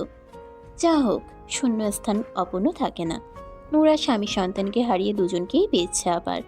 আশাদ স্ত্রীকে হারিয়েছে, তার বিনিময়ে স্ত্রী সন্তান দুজনকে পেয়েছে। আব্রাহাম বাবা মাকে হারিয়েছিল, এখন দুজনকেই পেয়েছে। ভাগ্যের পরিবর্তনে অপরিচিত তিনজন এখন এক পরিবার। এদের ভাগ্য এখন একে অপরের সঙ্গে যুক্ত। একজন স্বামী, একজন স্ত্রী, একজন সন্তান, একজন বাবা আরেকজন মা। এরা একে অপরের পরিপূরক। প্রায় ঘন্টা পেরিয়ে গেছে। আরশাদ এখনো নোরার বুকে মুখ গুজে শুয়ে আছে উপর হয়ে। নোরা যত্ন নিয়ে চুলে হাত বুলিয়ে দিচ্ছে। আরশাদের ভারী শ্বাস ফেলার শব্দ পাওয়া যাচ্ছে। আরশাদ ঘুমিয়ে গেছে নোরা বুঝতে পারছে। আরশাদের শরীর গরম ছিল, এখন ঠান্ডা হয়ে গেছে। মাথার তালু অনেক গরম হয়েছিল। রীতিমতো ভাপ উঠছিল মাথা দিয়ে। হাত থামিয়ে দেয় নোরা।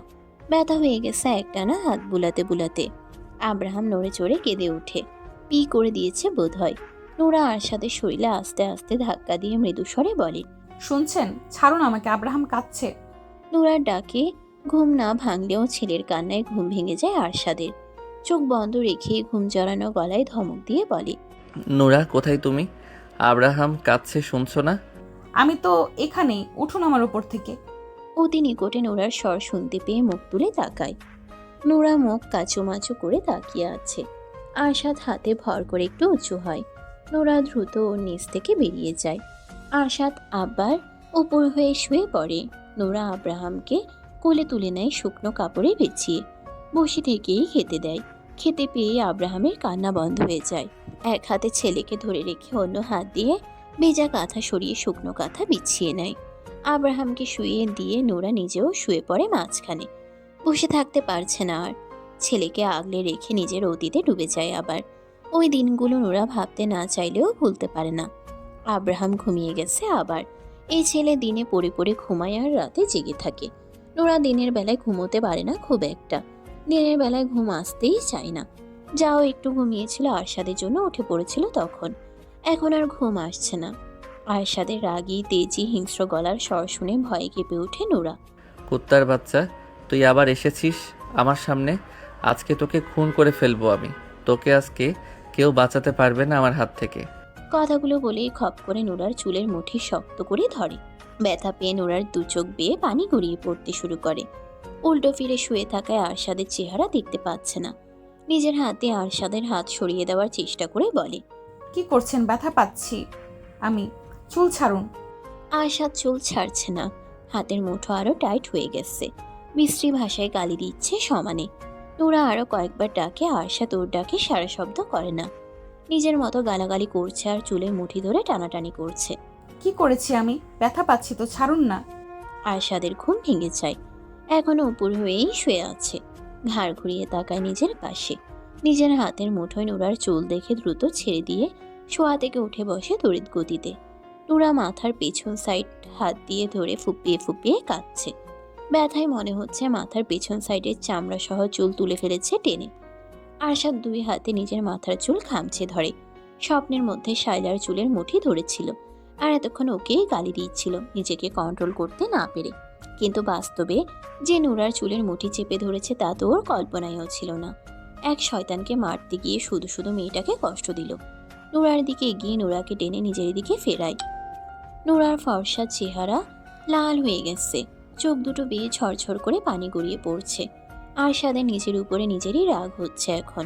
নুরার চোখের পানি মুছিয়ে দিতে দিতে অপরাধীর ন্যায় গম্ভীর স্বরে বলে, আমি ইচ্ছে করে তোমাকে ব্যথা দেইনি।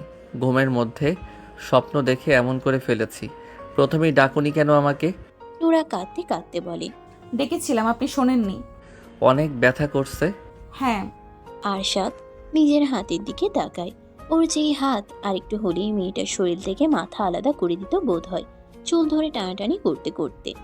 নোরার পাশে শুয়ে পড়ে আবার। হঠাৎ ঘুম থেকে জেগে লাফিয়ে উঠে বসার কারণে মাথার মধ্যে আবার যেন কেমন করছে। বাম হাত দিয়ে নোরার মাথার পেছনে হাত বুলিয়ে বলে, আমি আসলে বুঝতে পারিনি তোমার চুলগুলো ধরেছি। এখন মনের মধ্যে আরেকটা ভয় ঢুকে গেল। আজকে দিনে দুপুরে ঘুমের ঘোরে যেভাবে চুল ধরেছিল, কবে যেন ঘুমের ঘোরে গলা চেপে ধরে মেরে ফেলে।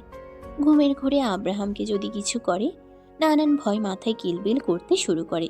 নানান বিষয়ে চিন্তা করতে করতে কান্না বন্ধ হয়ে গেছে আপনা আপনি। এখনো ব্যথা করছে? নুরা চোখের পানি মুছে বলে, না, ঠিক আছি। আরশাদ নুরাকে টেনে এনে বুকে চেপে ধরে বলে, এরপর থেকে এমন কিছু হলে দ্রুত আমাকে জাগিয়ে দেবে। আচ্ছা। ছোট মেয়েটা আরশাদের বুকের সাথে মিশে গেছে একদম।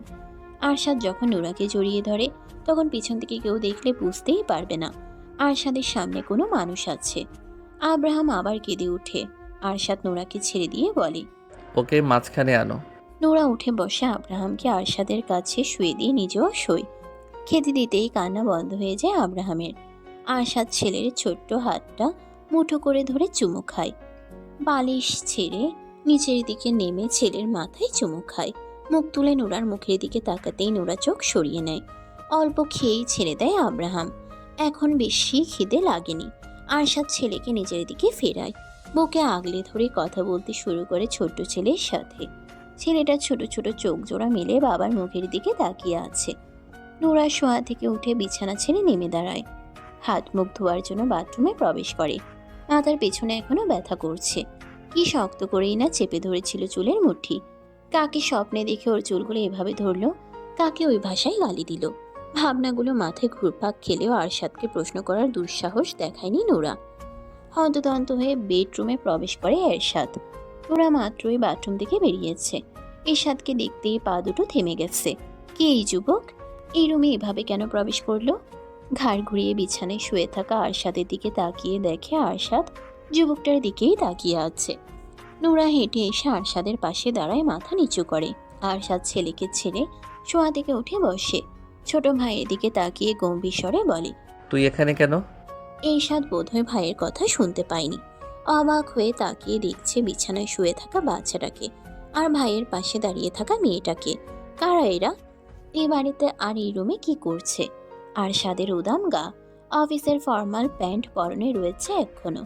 অফিসে আরশাদকে না দেখে খোঁজ করলে জানতে পারে আরশাদ মাথা ব্যথার কারণে অফিস থেকে বেরিয়ে এসেছে। অনেকবার কল করলেও রিসিভ হয় না। পরে আরশাদের বাড়ির দারোয়ানকে কল করে জানতে পারে আরশাদ বাড়িতে ফিরে এসেছে। অফিসে একটু কাজ ছিল, সেই কাজ শেষ করে ভাইকে দেখতে এসেছে। এখন কি অবস্থা? যদি মাথা ব্যথা ঠিক না হয় তাহলে হসপিটালে নিয়ে যাবে, কিন্তু এখানে এসে তো ভীষণ রকমের অবাক হয়ে গেছে। আরশাদ গলার স্বর বাড়িয়ে ডেকে ওঠে। এরশাদ, এরশাদ স্বাভাবিক হয়, নুরার দিকে তাকিয়ে ভাইয়ের কাছে এগিয়ে এসে দাঁড়ায়। ভাইয়ের দিকে তাকিয়ে বলে, তোমার মাথা ব্যথা এখন ঠিক হয়েছে? হ্যাঁ, তুই এখানে এসেছিস কেন? কল করেছিলাম অনেকবার, রিসিভ করনি, তাই দেখতে আসলাম। ভয় পেয়ে গেছিলাম যদি সিরিয়াস কিছু হয়। ফোন গাড়িতেই রয়ে গেছে, এখন ঠিক আছি আমি। এরশাদ নুরার দিকে আঙ্গুল তুলে বলে। ওকে ভাইয়া। আরশাদ নুরার দিকে তাকিয়ে আবার ভাইয়ের মুখের দিকে তাকায়, গম্ভীর স্বরে বলে। ও নুরা, তোর ভাবি। এরশাদ যেন আকাশ থেকে পড়লো এমন অবস্থা হয়েছে ওর। বিস্ময়ে চোখ দুটো বড় বড় হয়ে গেছে। বিস্ময় নিয়েই বলে, তুমি বিয়ে করেছো? হ্যাঁ নুরা, ও আমার ছোট ভাই এরশাদ চৌধুরী। নুরা এরশাদের মুখের দিকে তাকায় একবার। দুই ভাইয়ের চেহারায় মিল আছে কিছুটা। আরশাদের পরিবারের মানুষ আছে তাহলে। নুরা নিচের দিকে তাকিয়ে সালাম দেয়। আসসালামু আলাইকুম ভাইয়া। ওয়ালাইকুম আসসালাম। এরশাদ বিছানায় শুয়ে থাকা আব্রাহামের দিকে তাকিয়ে বলে। ভাইয়া ও। বাকি কথা বলার আগে আরশাদ ওকে থামিয়ে দেয়। আব্রাহামকে কোলে তুলে নিয়ে বিছানা ছেড়ে নেমে দাঁড়ায়। দরজার দিকে এগিয়ে যেতে যেতে বলে, এরশাদ নিচে আয়। এরশাদ নুরার দিকে আরও একবার তাকিয়ে দরজার দিকে এগিয়ে যায়। নুরার বয়স যে অনেক কম সেটা এরশাদ বুঝতে পারছে। ওর ভাই বিয়ে করেছে, বিশ্বাসই হচ্ছে না ওর। তা আবার এত ছোট একটা মেয়েকে বিয়ে করেছে। বাচ্চাটা কার? এত ছোট একটা মেয়ের বাচ্চা হয়েছে? এই মেয়ে তো একটা বাচ্চা। এই বাচ্চা আর এই মেয়েকে কোথায় পেয়েছে ওর ভাই? আর বিয়ে করলো কবে? ওদের কাউকে তো একটাবার বললোও না। ড্রয়িং রুমে এসে সোফায় বসে আরশাদ, ওর পাশে বসে এরশাদ। কবে বিয়ে করেছো ভাইয়া? 1 সপ্তাহ হয়েছে। বিয়ে করেছো অথচ আমাদের কাউকে একটাবার বললেও না। 1 সপ্তাহ হয়ে গেছে আর আজকে জানতে পারলাম। আরশাদ চুপ করে থাকে। এরশাদ পুনরায় বলে, এই বাচ্চার বাবা কে? আমি আমি বলতে চাচ্ছি ওর আসল বাবা কে? জানি না। কোথায় পেয়েছো ওদের? আব্রাহামকে ডাস্টবিনে পেয়েছিলাম। এমন কথা শোনার জন্য মোটেও প্রস্তুত ছিল না এরশাদ। ডাস্টবিনে পেয়েছে মানে কি? তাহলে নুরাকে কোথায় পেয়েছে? অবাক হয়ে বলে, ভাবিকে কোথায় পেয়েছো? নুরাকে কিনে এনেছি। মানে? নুরাকে সারা জীবনের জন্য কিনে এনেছি। এই পৃথিবীর বুকে যতদিন বেঁচে আছে ততদিন আমার সাথে থাকবে। কত টাকা দিয়ে কিনে এনেছো? 1 মিলিয়ন। কোথা থেকে এনেছো? এত কিছু জেনে কি করবি? তার মানে এই বাচ্চা মানে আব্রাহাম তোমার বা ভাবির কারো নিজের সন্তান না? আরশাদ রাগী চোখে ভাইয়ের দিকে তাকিয়ে ছেলের মুখের দিকে তাকায়। ছেলের তুলতুলে গালে আঙ্গুল ছুঁয়ে চাপা রাগী স্বরে বলে, কে বলেছে তোকে আব্রাহাম আমার আর নুরার আপন সন্তান? এই কথাগুলো মস্তিষ্কের ভেতর গেঁথে নে। দ্বিতীয়বার যেন এমন কথা না শুনি আমি। রেগে যাচ্ছ কেন? আমি এভাবে কিছু বলতে চাইনি। তাহলে কিভাবে বলতে চেয়েছিস? বাদ দাও এসব কথা। বাড়িতে যাবে না? ভাবিকে আর আব্রাহামকে নিয়ে বাড়িতে ফিরে চলো। কোথাও যাব না। কেন? আমার ইচ্ছে তুই যা এখান থেকে, বাড়িতে যা। এরশাদ তাকিয়ে থাকে ভাইয়ের দিকে। আব্রাহাম ড্যাব ড্যাব করে তাকিয়ে আছে বাবার মুখের দিকে। এরশাদ সোফা ছেড়ে ভাইয়ের পাশে এসে বসে। ওকে আমার কোলে দাও একটু। আরশাদ চোখ তুলে তাকাতেই মুখ কাচুমাচু করে বলে, একটু কোলে নিতে ইচ্ছে করছে। আরশাদ ভাইয়ের কোলে তুলে দেয়। এরশাদ কোলে নিয়ে তাকিয়ে থাকে বাচ্চাটার মুখের দিকে। ভীষণ মায়াবী চোখ জোড়া, হাত মুখে পুরে ওর মুখের দিকে তাকিয়ে আছে। ঘন্টা খানিক পর আরশাদ চলে যায় বাড়ি থেকে। আরশাদ ছেলেকে কোলে নিয়ে রুমে ফিরে আসে। নুরা বিছানায় বসে জানালা দিয়ে বাইরের দিকে তাকিয়ে আছে। গভীরভাবে হয়তো কিছু ভাবছে, তাই আরশাদের আগমন টের পাচ্ছে না। আরশাদ কিছু সময় তাকিয়ে থাকে নুরার দিকে। এই মেয়ে। গম্ভীর স্বর শুনে চমকে ওঠে নুরা। দ্রুত বিছানা থেকে নেমে এসে দাঁড়ায় আরশাদের সামনে। কি ভাবছিলে এত মনোযোগ দিয়ে? কিছু না, মিথ্যে বলছো কেন? সত্যি কিছু ভাবছিলাম না, এমনি বাইরের দিকে তাকিয়েছিলাম। আব্রাহামকে নাও, কাপড় ভিজিয়ে ফেলেছে, চেঞ্জ করে দাও। নুরা আব্রাহামকে নিজের কোলে তুলে নেয়। আরশাদ টাওয়াল হাতে বাথরুমে প্রবেশ করে। তেল দিয়ে চুল ছিটছিটে করে দিয়েছে। আব্রাহামকে নিয়ে বিছানায় বসে আবার ভেজা কাপড় চেঞ্জ করিয়ে শুকনো কাপড় দিয়ে ঢেকে নেয়। সন্ধ্যা পেরিয়ে গেছে। কিছুক্ষণ আগেই মাগরিবের নামাজ শেষ হয়েছে। আরশাদ ছেলের উপর ঝুঁকে পড়ে কথা বলছে। বিছানার অন্য পাশে নুরা বসে আছে চুপচাপ। বিয়ের এতদিনে আজকে প্রথম আরশাদকে এত কথা বলতে দেখছে। ও তো ভেবেছিল আরশাদ বেশি কথা বলে না, সবসময় গম্ভীর আর চুপচাপ হয়ে থাকে, শুধু প্রয়োজনে কথা বলে। আরশাদ মুখ তুলে ওর দিকে তাকাতেই নোরা দৃষ্টি সরিয়ে নেয়। দরজায় নক হয়। নোরা আর আরশাদ দুজনেই দরজার দিকে তাকায়। আরশাদ গম্ভীর স্বরে বলে। কে? পরপর কয়েকজনের প্রবেশ ঘটে রুমের ভিতর। সকলের দিক থেকে চোখ সরিয়ে আরশাদের দিকে তাকায় নোরা। আরশাদ নিজেও ওর দিকে তাকিয়ে আবার নিজের পরিবারের দিকে তাকায়। আরশাদের বাবা মা, ভাই বোন, কাকা কাকি আর কাকাতো ভাই এসেছে। আরশাদ স্থির হয়ে বসে থাকে আগের মতোই। নোরা জড়সড় হয়ে যায়। এরা কারা? আরশাদের বাড়ির লোক নাকি? আরশাদের ভাইও তো আছে। আরশাদের বাবা এগিয়ে এসে দাঁড়ান আরশাদের সামনে, গম্ভীর স্বরে বলেন। এই বাচ্চা কার? আমাদের। তোমার আর কার? আমার আর আমার ওয়াইফের। তোমার ওয়াইফ কে? আরশাদ নোরার দিকে তাকায়। ওই যে বসে আছে মিসেস আরশাদ চৌধুরী। কে এই মেয়ে?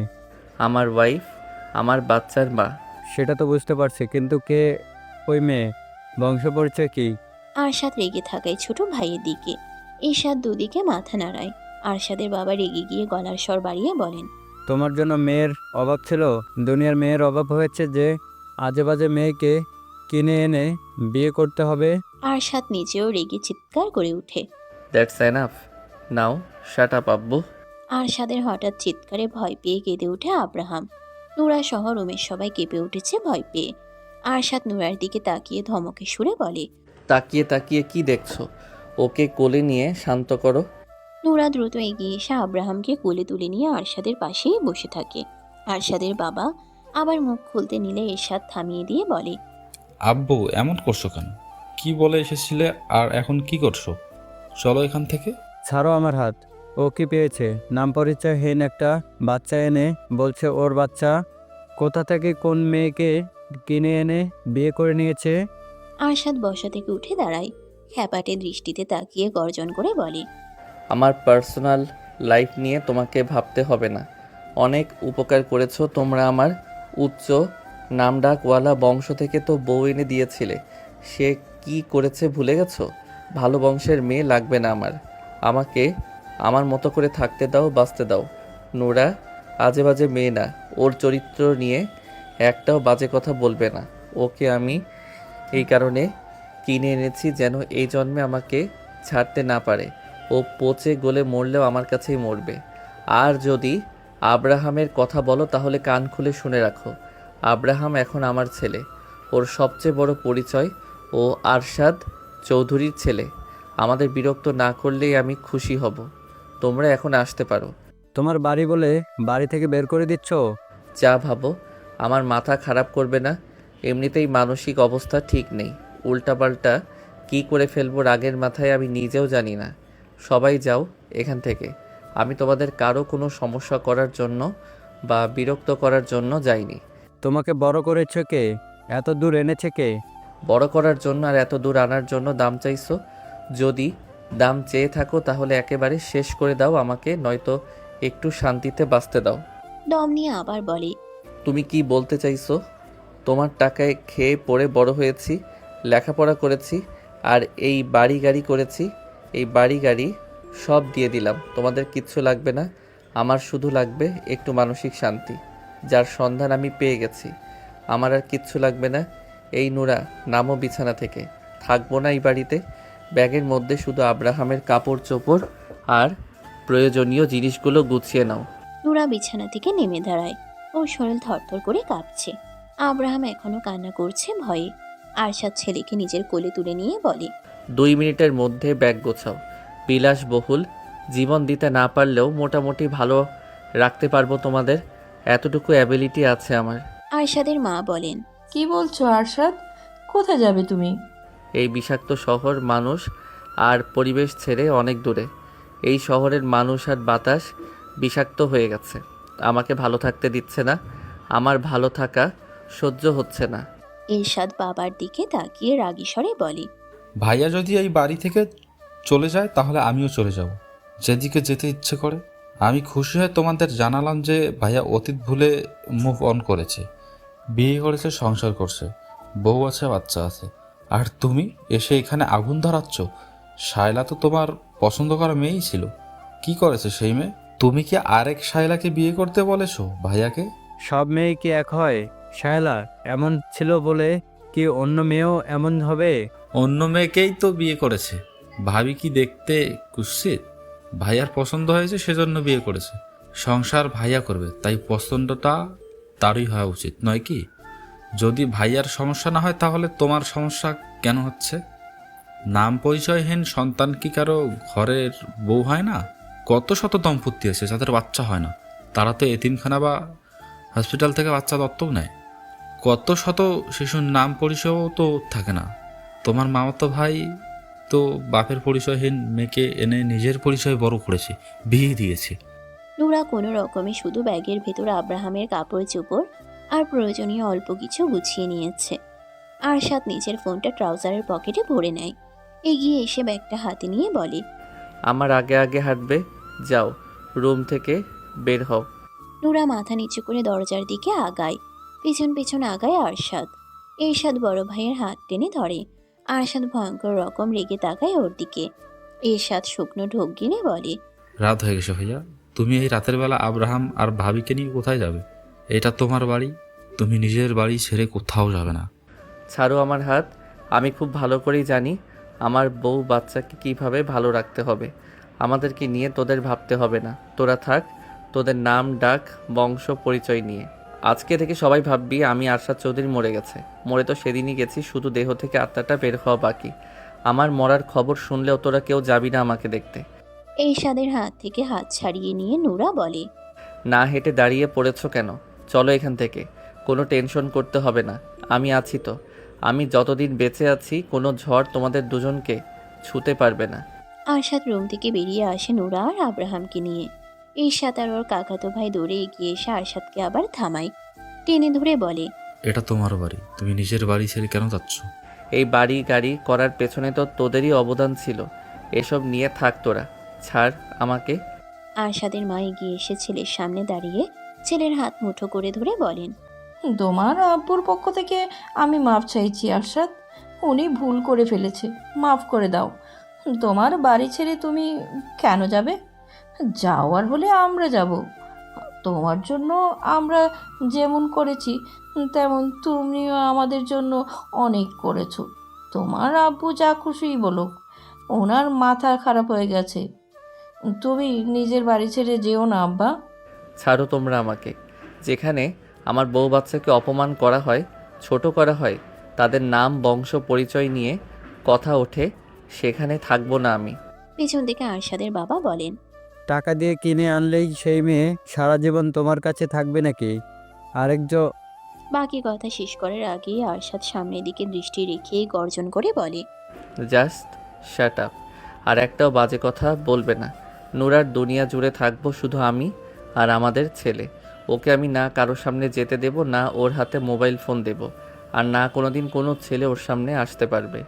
প্রয়োজনে ওকে আমি একটা রুমে সারা জীবন পাখির মতো বন্দি করে রাখবো। তারপরেও ওর মনের মধ্যে শুধু আমিই থাকবো। একটু চুপ করে ভাইয়ের দিকে তাকিয়ে রাগী স্বরে বলে, হাত ছাড় আমার। তুই আসবি না আমার সামনে, সর এখান থেকে।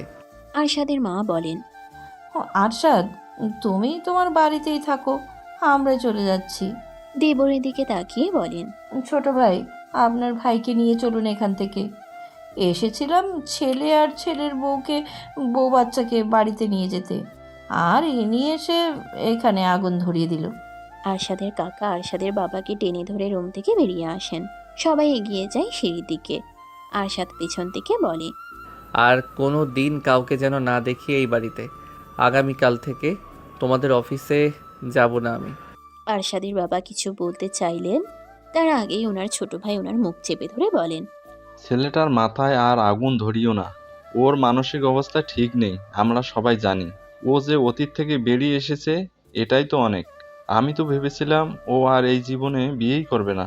ও যখন বউ বাচ্চাকে নিয়ে ভালো থাকতে চাইছে তখন ওকে ভালো থাকতে দাও না।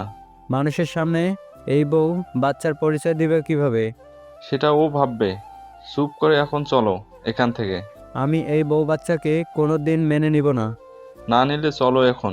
আরশাদ সিঁড়ির কাছে এগিয়ে এসে গলা ছেড়ে মেয়েটার সার্ভেন্টকে উদ্দেশ্য করে বলে, আর কোনো দিন আমার অনুমতি ব্যতীত যেন কেউ এই বাড়ির ভেতর প্রবেশ করতে না পারে। যদি করে সেদিনই সবাইকে বের করে দেব বাড়ি থেকে।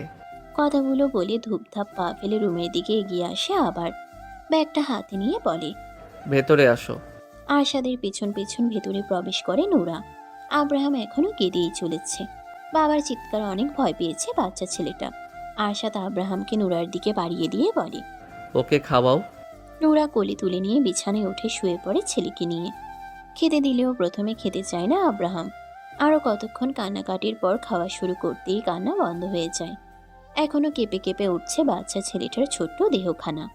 নূরা এক হাতে আগলে ধরে নিজের বুকের সাথে। ওর দুই চোখ বেয়ে পানি গড়িয়ে পড়তে শুরু করেছে। আরশাদের বাবার কথা শুনে অনেক কষ্ট পেয়েছে মেয়েটা। যত যাই হয়ে যাক, ও কোনো আজেবাজে মেয়ে নয়। ও নিজে থেকে কোনো পাপ কাজ করেনি, কোনো অন্যায় করেনি। পাপ আর অন্যায় তো হয়েছে ওর সাথে। ও তো দোষী নয়, ও তো ভুক্তভোগী। আব্রাহাম আরশাদের নিজের ছেলে না, ওকে রাস্তা থেকে কুড়িয়ে নিচ্ছে। অতীতে আরশাদের সাথে কি হয়েছিল, ওর বউয়ের কি হয়েছে, কি করেছে ওর বউ, পুরোটা জানতে ইচ্ছে করছে নূরার। আরশাদ ওর জন্য আর আব্রাহামের জন্য নিজের বাবার সাথে এভাবে কথা বলল। আরশাদের বলা প্রত্যেকটা কথা মাথায় ঘুরপাক খাচ্ছে। চোখের পানি আরো বেশি পড়তে থাকে। কান্নার শব্দ না হলেও নূরার শরীর কেঁপে কেঁপে উঠছে। বোঝাই যাচ্ছে চাপা কান্না কাঁদছে। আরশাদ এখনো আগের মতো একই ভঙ্গিতে দাঁড়িয়ে আছে, তাকিয়ে আছে বিছানায় শুয়ে থাকা দুজনের দিকে। পেছন থেকে নূরাকে দেখেই বুঝতে পারছে নূরা কাঁদছে। কেন আসলো সবাই? ভালোই তো ছিল। আরশাদ তো চিনত নিজের বাবাকে, এই কারণেই কাউকে কিছু বলেনি এতদিনেও। যা হয়ে গেছে তা হয়ে গেছে, সেসব নিয়ে আর মাথা ব্যথা নেই আরশাদের। এখন না জানলেও পরে ঠিকই জানতো, আর একই কাহিনী করত। সত্য কোনোদিন চাপা থাকে না, কোনো না কোনোভাবে বেরিয়ে আসেই। বিছানায় উঠে নূরার পাশে লম্বা হয়ে শুয়ে পড়ে। কাত হয়ে নূরার গায়ের উপর হাত রাখে। নূরা দ্রুত নিজের চোখের পানি মুছে নেয়, কিন্তু লাভ হয় না। অবাধ্য চোখের পানি সমানে বেরিয়ে আসছে। এই মেয়ে। নূরা সাড়া দিতে চাইলেও পারছে না। সাড়া দেওয়ার আগেই কান্না বেরিয়ে আসবে। এই মেয়ে, কি হয়েছে তোমার? কথা বলছো না কেন? নূরা গুমড়ে কেঁদে ওঠে এবার। আব্রাহাম খাওয়া বন্ধ করে একবার মায়ের মুখের দিকে তাকায়, তারপর আবার খাওয়া শুরু করে। আরশাদ ভালোভাবে জড়িয়ে ধরে নূরাকে। ওর বুকের সাথে মিশে আছে নূরার পিঠ, মাথা টেকে আছে থুতনির সাথে। কাঁদছো কেন? নূরা কান্না জড়ানো গলায় বলে, কি কিছু হয়নি। কিছু হয়নি, তাহলে কাঁদছো কেন? নূরা কথা বলে না। আরশাদ চোখ বন্ধ করে ধীরস্বরে বলে, আমাকে ছেড়ে চলে যাবে? কোথায় যাব? কার কাছে যাব? অন্য পুরুষের হাত ধরে? আরশাদের গলার স্বর আর কথা শুনে নূরার ভেতর পর্যন্ত কেঁপে ওঠে। এমন কথা বলছে কেন আরশাদ? অন্য পুরুষের হাত ধরে কেন চলে যাবে? কথা বলছো না কেন? অন্য পুরুষের সাথে কেন যাব?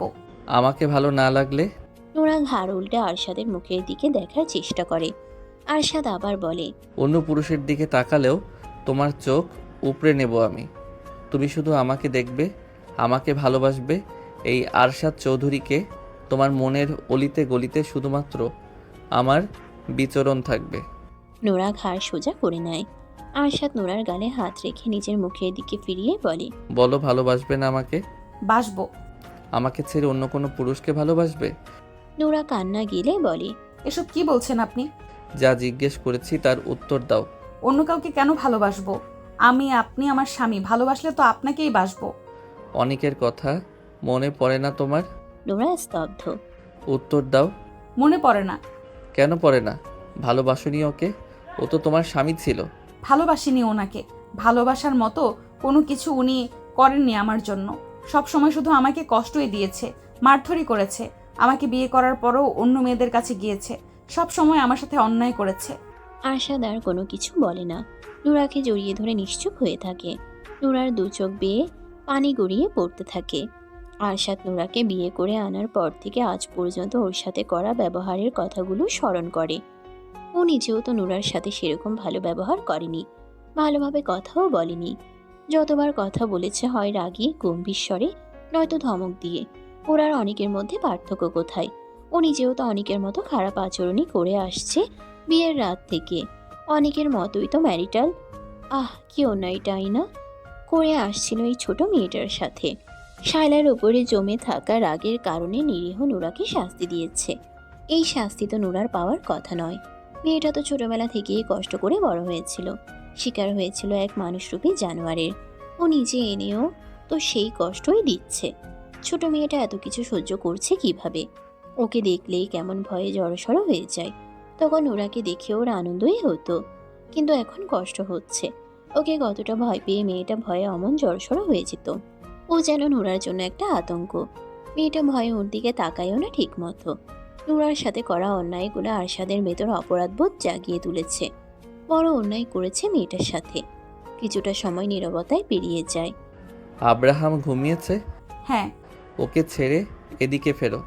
নুরা আব্রাহামকে ছেড়ে নিজের কাছ থেকে একটু দূরে শোয়ায়। ঘুরে শোয়ে আরশাদের দিকে। আরশাদ নুরাকে বুকে চেপে ধরে, চুলের ভাজা আঙ্গুল গলিয়ে দিয়ে নরম স্বরে বলে, সরি নোরা। আরশাদের কথা আর গলার স্বর শুনে অবাক নুরা। বুক থেকে মাথা তুলে আরশাদের মুখের দিকে তাকায়। কান্না করার কারণে নুরার চোখ দুটো কিছুটা ফুলে উঠেছে। আরশাদ নুরার চোখে চোখ রেখে নরম স্বরে আবার বলে, আমি তোমার সাথে এই কয়েকদিন অনেক অন্যায় করেছি নোরা। অমানুষের সাথে থেকে আমিও অমানুষ হয়ে গিয়েছিলাম। একজনের রাগ আরেকজনের ওপর ঝেড়েছি। আমি তোমাকে অনেক কষ্ট দিয়েছি। মাফ করবে না আমাকে? ভালোবাসবে না আমাকে? নাকি অনেকের মতো আমিও তোমার মনে জায়গা পাবো না? নুরার দু চোখ ভরে ওঠে আবার। আরশাদ ওর গালে হাত রেখে ব্যাকুল স্বরে পাগলের মতো বলে, প্লিজ ভালোবাসো আমাকে। বলো ভালোবাসবে। বলো বেইমানি করবে না আমার সাথে। কোনোদিন ঠকাবে না আমাকে। কি হলো বলো? নুরা ফুপিয়ে ওঠে আরশাদের পাগলামো কথা শুনে। আরশাদ নুরাকে আবার বুকে চেপে ধরে চুলে হাত বুলিয়ে বলে, দেখো আর কষ্ট দেব না আমি তোমাকে, একটু কষ্ট দেব না, প্রমিস। শুধু সারা জীবন আমাকে ভালোবাসবে। তোমার হৃদয়ের গভীরে তো এখনো কোনো পুরুষের জায়গা হয়নি, সেখানে তুমি আমাকে জায়গা দাও সারা জীবনের জন্য। নুরা আরশাদের টি শার্ট খামচে ধরে শক্ত হাতে। ভয় লাগলেও কাঁদতে কাঁদতে বলে, আপনি আর ধমক দিবেন না আমাকে? দেব না। রাগারাগি করবেন না আমার সাথে? করব না। তাতে কষ্ট দেবেন না আমাকে? আরশাদের চোখ বন্ধ করে একটু দম নিয়ে তারপর বলে, দেব না। এতদিন যা যা করেছি এমন কিছু আর করব না। তুমি শুধু আমার কথা শুনবে, চলবে, আমাকে আর আমাদের ছেলেকে ভালোবাসবে। সব করব। আমাকে কোনোদিন ঠকাবে না, আমার সাথে বিশ্বাসঘাতকতা করবে না, প্রতারণা করবে না আমার সাথে, মিথ্যে বলবে না আমাকে। কিচ্ছু করব না। কাঁদছো কেন? আব্বুর কথায় অনেক কষ্ট পেয়েছো? তোমাকে কষ্ট দেওয়ার জন্য আর কেউ আসবে না এই বাড়িতে। আপনি ওনাদের সাথে এমন করলেন কেন? আব্বু কি বলেছে শোনোনি? নুরা চুপ করে থাকে। খাবার খাবে? ওঠো। আরশাদ নুরাকে ছেড়ে দেয়। নুরা উঠে বসে, আরশাদ নিজেও উঠে বসে। হাত মুখ ধুয়ে দুজনেই ফ্রেশ হয়। মিট খাবার দিয়ে গেছে। আরশাদ এখন নুরাকে আর খাবার বাড়তে বলে না, নিজেই খাবার বেড়ে দেয় একটা প্লেটে। চেয়ার টেনে নিজের পাশে এনে নুরার দিকে তাকিয়ে বলে, এখানে বসো। নুরা বসে আরশাদের পাশে। আরশাদ ভাত মেখে নুরার মুখের সামনে তুলে ধরে বলে, হা করো। বিনা বাক্যে হা করে নুরা। আরশাদ নুরার মুখে ভাত পুড়ে দিয়ে নিজের মুখে নেয়। নিজের হাতে নুরাকে খাইয়ে দিতে থাকে, নিজেও খেতে থাকে। নুরার দু চোখ বেয়ে পানি গড়িয়ে পড়তে শুরু করে। আরশাদ মুখে ভাত পুড়ে দিয়ে চোখের পানি মুছিয়ে দেয় নিজ হাতে। গালে হাত রেখে নরম স্বরে বলে, কি হয়েছে? কষ্ট দেব না তো আর? নুরা আরশাদের মুখের দিকে তাকিয়ে থাকতে থাকতে ফুপিয়ে ওঠে। বুদ্ধি হওয়ার পর আজ পর্যন্ত কেউ ওকে এভাবে যত্ন করে খাইয়ে দেয়নি। যে আরশাদ সন্ধ্যার পরেও ওর সাথে রেগে রেগে ধমক দিয়ে কথা বলতো, সে আরশাদ হঠাৎ করেই পরিবর্তন হয়ে গেছে। নুরার বিশ্বাস হচ্ছে না আরশাদ ওকে খাইয়ে দিচ্ছে এত যত্ন করে, এত সুন্দর করে ভালোভাবে আরশাদ ওর সাথে কথা বলবে, সেটাও দুঃস্বপ্নেও ভাবেনি। আরশাদ কি সত্যি পরিবর্তন হয়ে গেছে, নাকি নুরা স্বপ্ন দেখছে? ঘুমিয়ে আছে কি এখন? ঘুম ভাঙলে কি সব আগের মতো হয়ে যাবে? আরশাদ আগের মতো ওর সাথে রাগারাগি ধমকাধমকি করবে, ওকে কষ্ট দেবে? নুরা কাঁদছো কেন? নুরা কেঁদে কেঁদে বলে, আপনি সত্যি সত্যি আমাকে আর কষ্ট দেবেন না? না, একদম কষ্ট দেব না আর তোমাকে। এখন কান্না বন্ধ করে হা করো। নুরার চোখের পানি মুছে কান্না বন্ধ করার চেষ্টা করে। বড় বড় করে শ্বাস নেয়। আরশাদ ভাতের লোকমা তুলে ধরতেই হা করে আবার। চোখ দুটো পানিতে ভরে ওঠে। টুপ করে গাল বেয়ে গড়িয়ে পড়ে মুহূর্তেই। আরশাদ তাকিয়ে থাকে নুরার মুখের দিকে। খাওয়া দাওয়া শেষ হলে দরজা লাগিয়ে দেয় আরশাদ। নুরা বিছানায় উঠে শুয়ে পড়ে। আরশাদ মেন লাইট অফ করে ডিম লাইট অন করে শুয়ে পড়ে নুরার পাশে। যত্ন সহকারে নুরাকে আগলে নেয় নিজের প্রশস্ত বুকে। আরশাদের বুকে ভয়ডরহীন নিরাপদ আশ্রয় পেয়ে নোরা লুকিয়ে পড়তে চায় প্রশস্ত বুকের গভীরে। রাত পেরিয়ে নতুন ভোরের আগমন ঘটে। নোরা আরশাদের বুকে মিশে ঘুমিয়ে আছে। একটু আগে এই বুকে এসে ঘুমিয়েছে আবার। আব্রাহাম রাত ৩টার সময় ঘুম থেকে জেগে উঠেছিল। ফজরের পরপরই ঘুমিয়েছে আবার। আজকে রাতে আব্রাহামকে কোলে নিয়ে বসে থাকতে হয়নি নোরার। আরশাদ নিজেই ছেলেকে কোলে নিয়ে বসেছিল। নোরাকে বলেছিল ঘুমিয়ে পড়তে, যেহেতু আব্রাহাম পেট ভরে খেয়েছে তাই আর কাঁদত না। কিন্তু নোরা ঘুমায়নি। দুজনকে বসিয়ে রেখেও কিভাবে ঘুমোবে? আব্রাহাম আর নোরা ঘুমিয়ে গেলেও আরশাদ ঘুমায়নি। ওর ঘুম আসছে না। ওর এখনো অপরাধ বোধ হচ্ছে। নোরার চুলের ভাঁজে চুমু খায়, গাল ঠেকিয়ে রেখে বিড়বিড় করে বলে, তুমি শুধু আমার হয়ে থেকো, আমি তোমার জন্য পুরো দুনিয়ার সাথে লড়বো। মাঝে 2 দিন পেরিয়ে গেছে। আরশাদ বাড়ি থেকে বের হয় না, কোথাও যায়ও না, অফিসেও যায় না। সত্যি সত্যি সব সময় স্ত্রী সন্তানের সাথেই থাকে। আব্রাহামকে নিয়ে এখন আর নোরাকে বেশি কষ্ট করতে হয় না। আরশাদ যেহেতু বাড়িতেই থাকে, ও নিজেও দেখাশোনা করে আব্রাহামের। আরশাদের প্রতি ভয় অনেকটা কেটে গেছে নোরার। এখন আর আরশাদকে আগের মতো ভয় লাগে না ওর। আরশাদ নিজে থেকেই ওর অতীত নোরাকে বলেছে। আব্রাহামকে কিভাবে পেয়েছে সেটাও বলেছে। আরশাদের অতীত শুনে নোরা স্তব্ধ হয়ে গিয়েছিল। ওর সাথে আরশাদের অমন ব্যবহার করার কারণও বুঝতে পেরেছে। আর আব্রাহামের ঘটনা জানতে পেরে তো মেয়েটা কেঁদেই ফেলেছিল। আব্রাহামকে বুকে জড়িয়ে ধরে। নোরা এখন আব্রাহাম আর আরশাদ দুজনকেই ভীষণ ভালোবাসে। অযত্ন, অবহেলা আর কষ্ট পেয়ে আসা নোরা আরশাদের যত্ন, ভালোবাসা পেয়ে সত্যি নিজেকে ভাগ্যবতী মনে করে। কোনোদিন ভাবেনি এমন দিন ওর জীবনেও আসতে পারে। কেউ ওকে ভালোবেসে আগলে রাখবে, ওকে নিয়ে ভাববে, ওর ভালো মন্দের খেয়াল রাখবে, ওর জীবনে খুশি থাকবে সেটা ভাববে, ও কিভাবে খুশি থাকবে সেটা ভাববে। প্রথম দিকে তো আরশাদকে নোরার কাছে সাইকো পাষাণ পুরুষ মনে হয়েছে। কেমন অদ্ভুত ব্যবহার করত, সবসময় রেগে থাকতো, ওকে কষ্ট দিত। কষ্ট পেলে সবাই ভেঙে পড়ে না, অনেকে নষ্টও হয়ে যায়। তবে আরশাদ হয়ে গিয়েছিল সাইকো টাইপের হৃদয়হীন। আরশাদ আব্রাহামকে নিয়ে সোফায় বসে আছে। নোরা ঘুমিয়ে আছে বেডরুমে। বিচারি গত রাতে ঘুমোতে পারেনি 2 বাপ বেটার যন্ত্রণায়। আব্রাহামকে ঘুম পাড়াতে পাড়াতে নিজেও ঘুমিয়ে গেছে। আব্রাহাম ঘুম থেকে আবার উঠে গেলেও নোরার ঘুম ভাঙেনি। আরশাদ ছেলেকে তুলে নিয়ে নিচে নেমে এসেছে যেন নোরার ঘুম না ভাঙে। কলিং বেল বেজে ওঠে। সার্ভেন্ট গিয়ে দরজা খুলে দেখে দারোয়ান দাঁড়িয়ে আছে। দারোয়ান ভেতরে এসে আরশাদের সামনে মাথা নিচু করে দাঁড়িয়ে বলে, স্যার, আপনার মা এসেছেন, কিছুতেই যাচ্ছেন না, গেটের বাইরে দাঁড়িয়ে আছেন। আর কে এসেছে? আপনার ছোট্ট ভাই। আর কেউ আসেনি? না স্যার। ভেতরে আসতে দিন। দারোয়ান বেরিয়ে যায়। কয়েক মিনিট পরে এরশাদ আর ওর মা ভেতরে প্রবেশ করে। আরশাদ একবার দুজনের দিকে তাকিয়ে ছেলের মুখের দিকে তাকিয়ে থাকে। আরশাদ, কিসের জন্য এসেছো? এভাবে কথা বলছো কেন? কিভাবে আশা করছো? কেন এসেছো সেটা বলো। এখনো রেগে আছো? কি জন্য এসেছো সেটা বলো। বাড়ি ফিরে চলো। আরশাদ ছেলের দিক থেকে চোখ সরিয়ে মা আর ভাইয়ের দিকে তাকায়। ওর তাকানো দেখিয়েই ভয় পেয়ে যায় আরশাদ। বাড়িতেই আছি আমি। ওই বাড়িতে ফিরে চলো। কেন? ওখানে আমরা সবাই আছি। এখানে আমার স্ত্রী সন্তান আছে। ওদের নিয়ে যাব। আমরাও ছেলের বউ আর নাতিকে কাছে পেতে চাই। তোমাদের কি মনে হয় যেখানে আমার স্ত্রী সন্তান সম্মান পাবে না আমি ওদের সেখানে নিয়ে যাব? সম্মান পাবে না কেন? অবশ্যই পাবে সম্মান। বাড়ি বয়ে এসে অপমান করে গেছো, আর এখন বলছো বাড়িতে নিয়ে গিয়ে সম্মান দেবে? How strange. এভাবে বলছো কেন? আমি আমার স্ত্রী সন্তানকে নিয়ে ওই বাড়িতে যাচ্ছি না। আরশাদের মা আরশাদের পাশে বসেন, ছেলের হাত ধরে বলেন, বাবা প্লিজ ফিরে চলো। তোমার আব্বু আর কিছু বলবে না। উনি মেনে নিয়েছে তোমার স্ত্রী সন্তানকে। মেনে নিল কেন? উনি নিজের ভুল বুঝতে পেরেছে। ভুল বুঝতে পেরেছে ভালো কথা, কিন্তু আমরা যাচ্ছি না। নোরা এখনো ছোট বাচ্চা, একটা মেয়ে। ও একা বাচ্চা হয়ে আরেক বাচ্চাকে একা একা কিভাবে সামলাবে? আমি আছি তো, আমি ওকে সাহায্য করব। তুমি তো সবসময় বাড়িতে থাকবে না। বাড়িতে না থাকলে থাকবো কোথায়? অফিসে তো আর যাবই না, বাইরেও আমার কোনো কাজ নেই। তুমি নিজের বিজনেসের জন্য তো বছরে 2-3 বার স্পেনে যাও, তখন নুরায় একা একা কিভাবে সামলাবে? বাড়িতে মেড আছে। তুমি যাবে না? না। নোরা যদি রাজি হয় যেতে, তবুও যাবে না।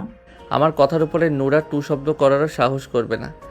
মেয়েটা আমাকে এইভাবে ভয় দেখাচ্ছ কেন তুমি? আমার কথা শেষ হলে আসতে পারো, আমার কথা বলতে ভালো লাগছে না। আরশাদ, আমি তোমার মা। সেজন্যই এতক্ষণ ধরে কথা বলছি। প্লিজ ফিরে চলো বাবা। তোমাদের কি মনে হয় যেই রুমে ওই নষ্ট মহিলা বছরের পর বছর থেকেছে সেই রুমে আমি আমার স্ত্রী সন্তানকে নিয়ে থাকবো? ওই রুমে না থাকলে অন্য রুমে থাকবে। আমি ওই বাড়িতেই ফিরতে চাই না। তুমি অতীত থেকে পালিয়ে বাঁচতে চাইছো? তুমি সব কিছু থেকে পালালেও নিজের থেকে কিভাবে পালাবে ভাইয়া? ওই রুমে ওই বাড়িতে শায়লা থাকলেও তোমার বুকেই তো ঘুমিয়েছে। আগুন চোখে তাকায় ভাইয়ের দিকে। এরশাদ শুকনো ঢোক গিলে বলে, আমি বলতে চাইছি অতীত থেকে পালিয়ে বাঁচার চেয়ে অতীত ভুলে যাওয়াই ভালো। তুমি ফিরে চলো। ভাবি আর আব্রাহামের মধ্যে নিজেকে ডুবিয়ে রাখো, অতীতের সব ভুলে যাবে শীঘ্রই। আমি যাব না ওই বাড়িতে। এক কথা কতবার বলতে হয়? আব্বু তোমাদের যেতে বলেছে। তাহলে সে আসেনি কেন? ইগোর জন্য। ইগো নিয়েই থাকতে বলো গিয়ে। আরশাদ, ফিরে চলো। ওখানে গেলে আব্রাহাম পরিবারের সবাইকে কাছে পাবে তুমি। আর নুরারও বেশি কষ্ট হবে না। ওকে একা একা সামলাতে একটা বাচ্চা বড় করা খুব ইজি না। আমি যাব না বলছি তো। প্রয়োজনে সব কাজ ছেড়ে ছুড়ে আমি বাড়িতেই থাকবো। আরশাদের রাগ দেখে ওর মা চুপ হয়ে যান। আব্রাহাম ড্যাব ড্যাব করে বাবার মুখের দিকে তাকিয়ে হাত খাচ্ছে। ওকে দেখতে ভীষণ আদুরে লাগছে। নাতিটাকে একটু কোলে দাও। আরশাদ ঘাড় কাত করে মায়ের মুখের দিকে তাকায়। মুচকি হেসে বলে, নাতি? রাস্তার নাম পরিচয়হীন একটা বাচ্চাকে বাড়িতে তুললে বাড়ির মান সম্মান কমে যাবে না? একটা আজে বাজে মেয়েকে ছেলের বউ হিসেবে মেনে নিলে আব্বুর বংশের নাম ছোট হবে না? আরশাদ। আরশাদ চুপচাপ তাকিয়ে থাকে কিছুক্ষণ। আব্রাহামকে মায়ের কোলে দিয়ে বলে, আমি এখন কোথাও যাব না। যদি কোনো দিন যেতে ইচ্ছে করে তাহলে যাব, আর ইচ্ছে না করলে যাব না। তোমার অহংকারী হাজবেন্ডকে বলে দিও এই আরশাদ কারো ধার ধারে না, না এই সমাজের আর না মান সম্মানের। আমি যেভাবে খুশি থাকবো, ভালো থাকবো, সেটাই করব। অন্য কাউকে খুশি করার জন্য, ভালো রাখার জন্য নিজের খুশি আনন্দ ভালো থাকাকে বিসর্জন দেব না। প্রকৃতিতে রাত নেমে এসেছে। চারপাশ অন্ধকারে নিমজ্জিত। আশেপাশে কোথাও নেই শহরের কোলাহল, ব্যস্ততা। একদম শান্ত নীরব পরিবেশ। এরশাদ আর ওর মা রাতের খাবার খেয়ে কিছুক্ষণ আগেই বেরিয়ে গেছে। ওনারা হাজার চেষ্টা করেও আরশাদকে যাওয়ার জন্য রাজি করাতে পারেনি। আরশাদ নিজের কথায় অনড়। যাবে না মানে যাবে না। ওর যদি কোনোদিন যেতে ইচ্ছে করে তখন যাবে। আব্রাহাম একটু আগেই ঘুমিয়েছে। নোরা চুপচাপ শুয়ে আছে ছেলের পাশে। আরশাদ নিচে গেছে, এখনো আসেনি। বেশ কিছুক্ষণ পর আরশাদ রুমে প্রবেশ করে। নোরা মাথা তুলে তাকায় ওর দিকে। আরশাদ দরজা লাগিয়ে এগিয়ে আসে হাসি মুখে। এই গম্ভীর রাগী মুখে এখন বেশিরভাগ সময় হাসি ফুটে থাকে। হাসলে লোকটাকে মারাত্মক লাগে। নজর কেড়ে নেয় ওই হাসি। আরশাদ সোজা এসে বিছানায় উঠে নুরার দুদিকে চার হাত পা দিয়ে ঝুঁকে পড়ে মুখের কাছে। নুরার মুখের উপর ফু দিয়ে ভ্রু নাচিয়ে বলে, কি দেখো এভাবে তাকিয়ে? নুরা এলোমেলো দৃষ্টি বুলিয়ে বলে, তো কই? একটা কথা বলো। কথা বলতে গেলে তুমি তোতলাও কেন? কই? একটু আগেই তো কই বললে। নুরা চুপ করে থাকে। আরশাদ নুরার উপর ভর ছেড়ে দেয়।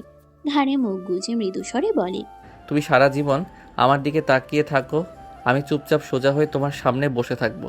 শুধু আমি বাদে অন্য কারো দিকে না তাকালেই হলো। আমি অন্য কারো দিকে তাকাতেই চাই না, অন্য কারো নজরে যেতে চাই না। হাজার অন্ধকার রাত পেরিয়ে তোমার নামে ভোর হোক, আমি সেই প্রত্যেক ভোরে ঘুম থেকে জেগে তোমাকে দেখতে চাই। তোমার মিষ্টি হাসি দেখতে চাই, তোমার হাতের নরম ছোঁয়া পেতে চাই। অনন্তকাল তুমি আমার হয়েই থাকো। থাকবো। বলো ভালোবাসি। নুরা চুপ করে থাকে। বলছো না কেন?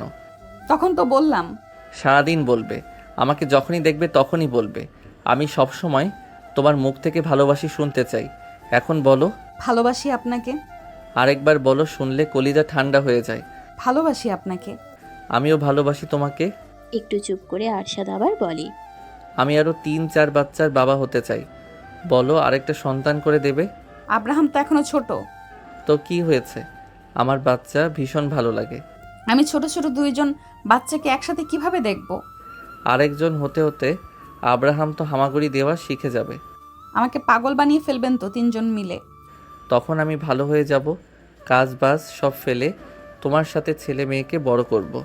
নুরা বলে না কিছু। গত 2 দিন ধরে আরশাদকে দেখছে আর অবাক হচ্ছে। হুট করে পুরো আরশাদ চৌধুরী পরিবর্তন হয়ে গেছে। রাগী গম্ভীর আরশাদ চৌধুরী হারিয়ে গিয়ে প্রেমিক আরশাদ চৌধুরী হাজির হয়েছে। আরশাদ একটু উঁচু হয়, নুরার ওষ্ঠ জোড়ায় আলতো চুমু খেয়ে গালের সাথে গাল ঠেকিয়ে সুর ধরে গান গাইতে শুরু করে। আমি এমন একটা তুমি চাই, এমন একটা তুমি চাই, যে তুমিতে আমি ছাড়া অন্য কেউ নাই। তুমি একবার বলো যদি, আমি পাড়ি দেব খরস্রোতা নদী, ভালোবাসা দেব পুরোটা। আমি এমন একটা তুমি চাই, এমন একটা তুমি চাই, যে তুমিতে আমি ছাড়া অন্য কেউ নাই। পুরো গল্পটা কেমন লেগেছে অবশ্যই মতামত জানাবেন সবাই। এমন আরও গল্প শুনতে চ্যানেলটি সাবস্ক্রাইব দিয়ে রাখবেন। ধন্যবাদ।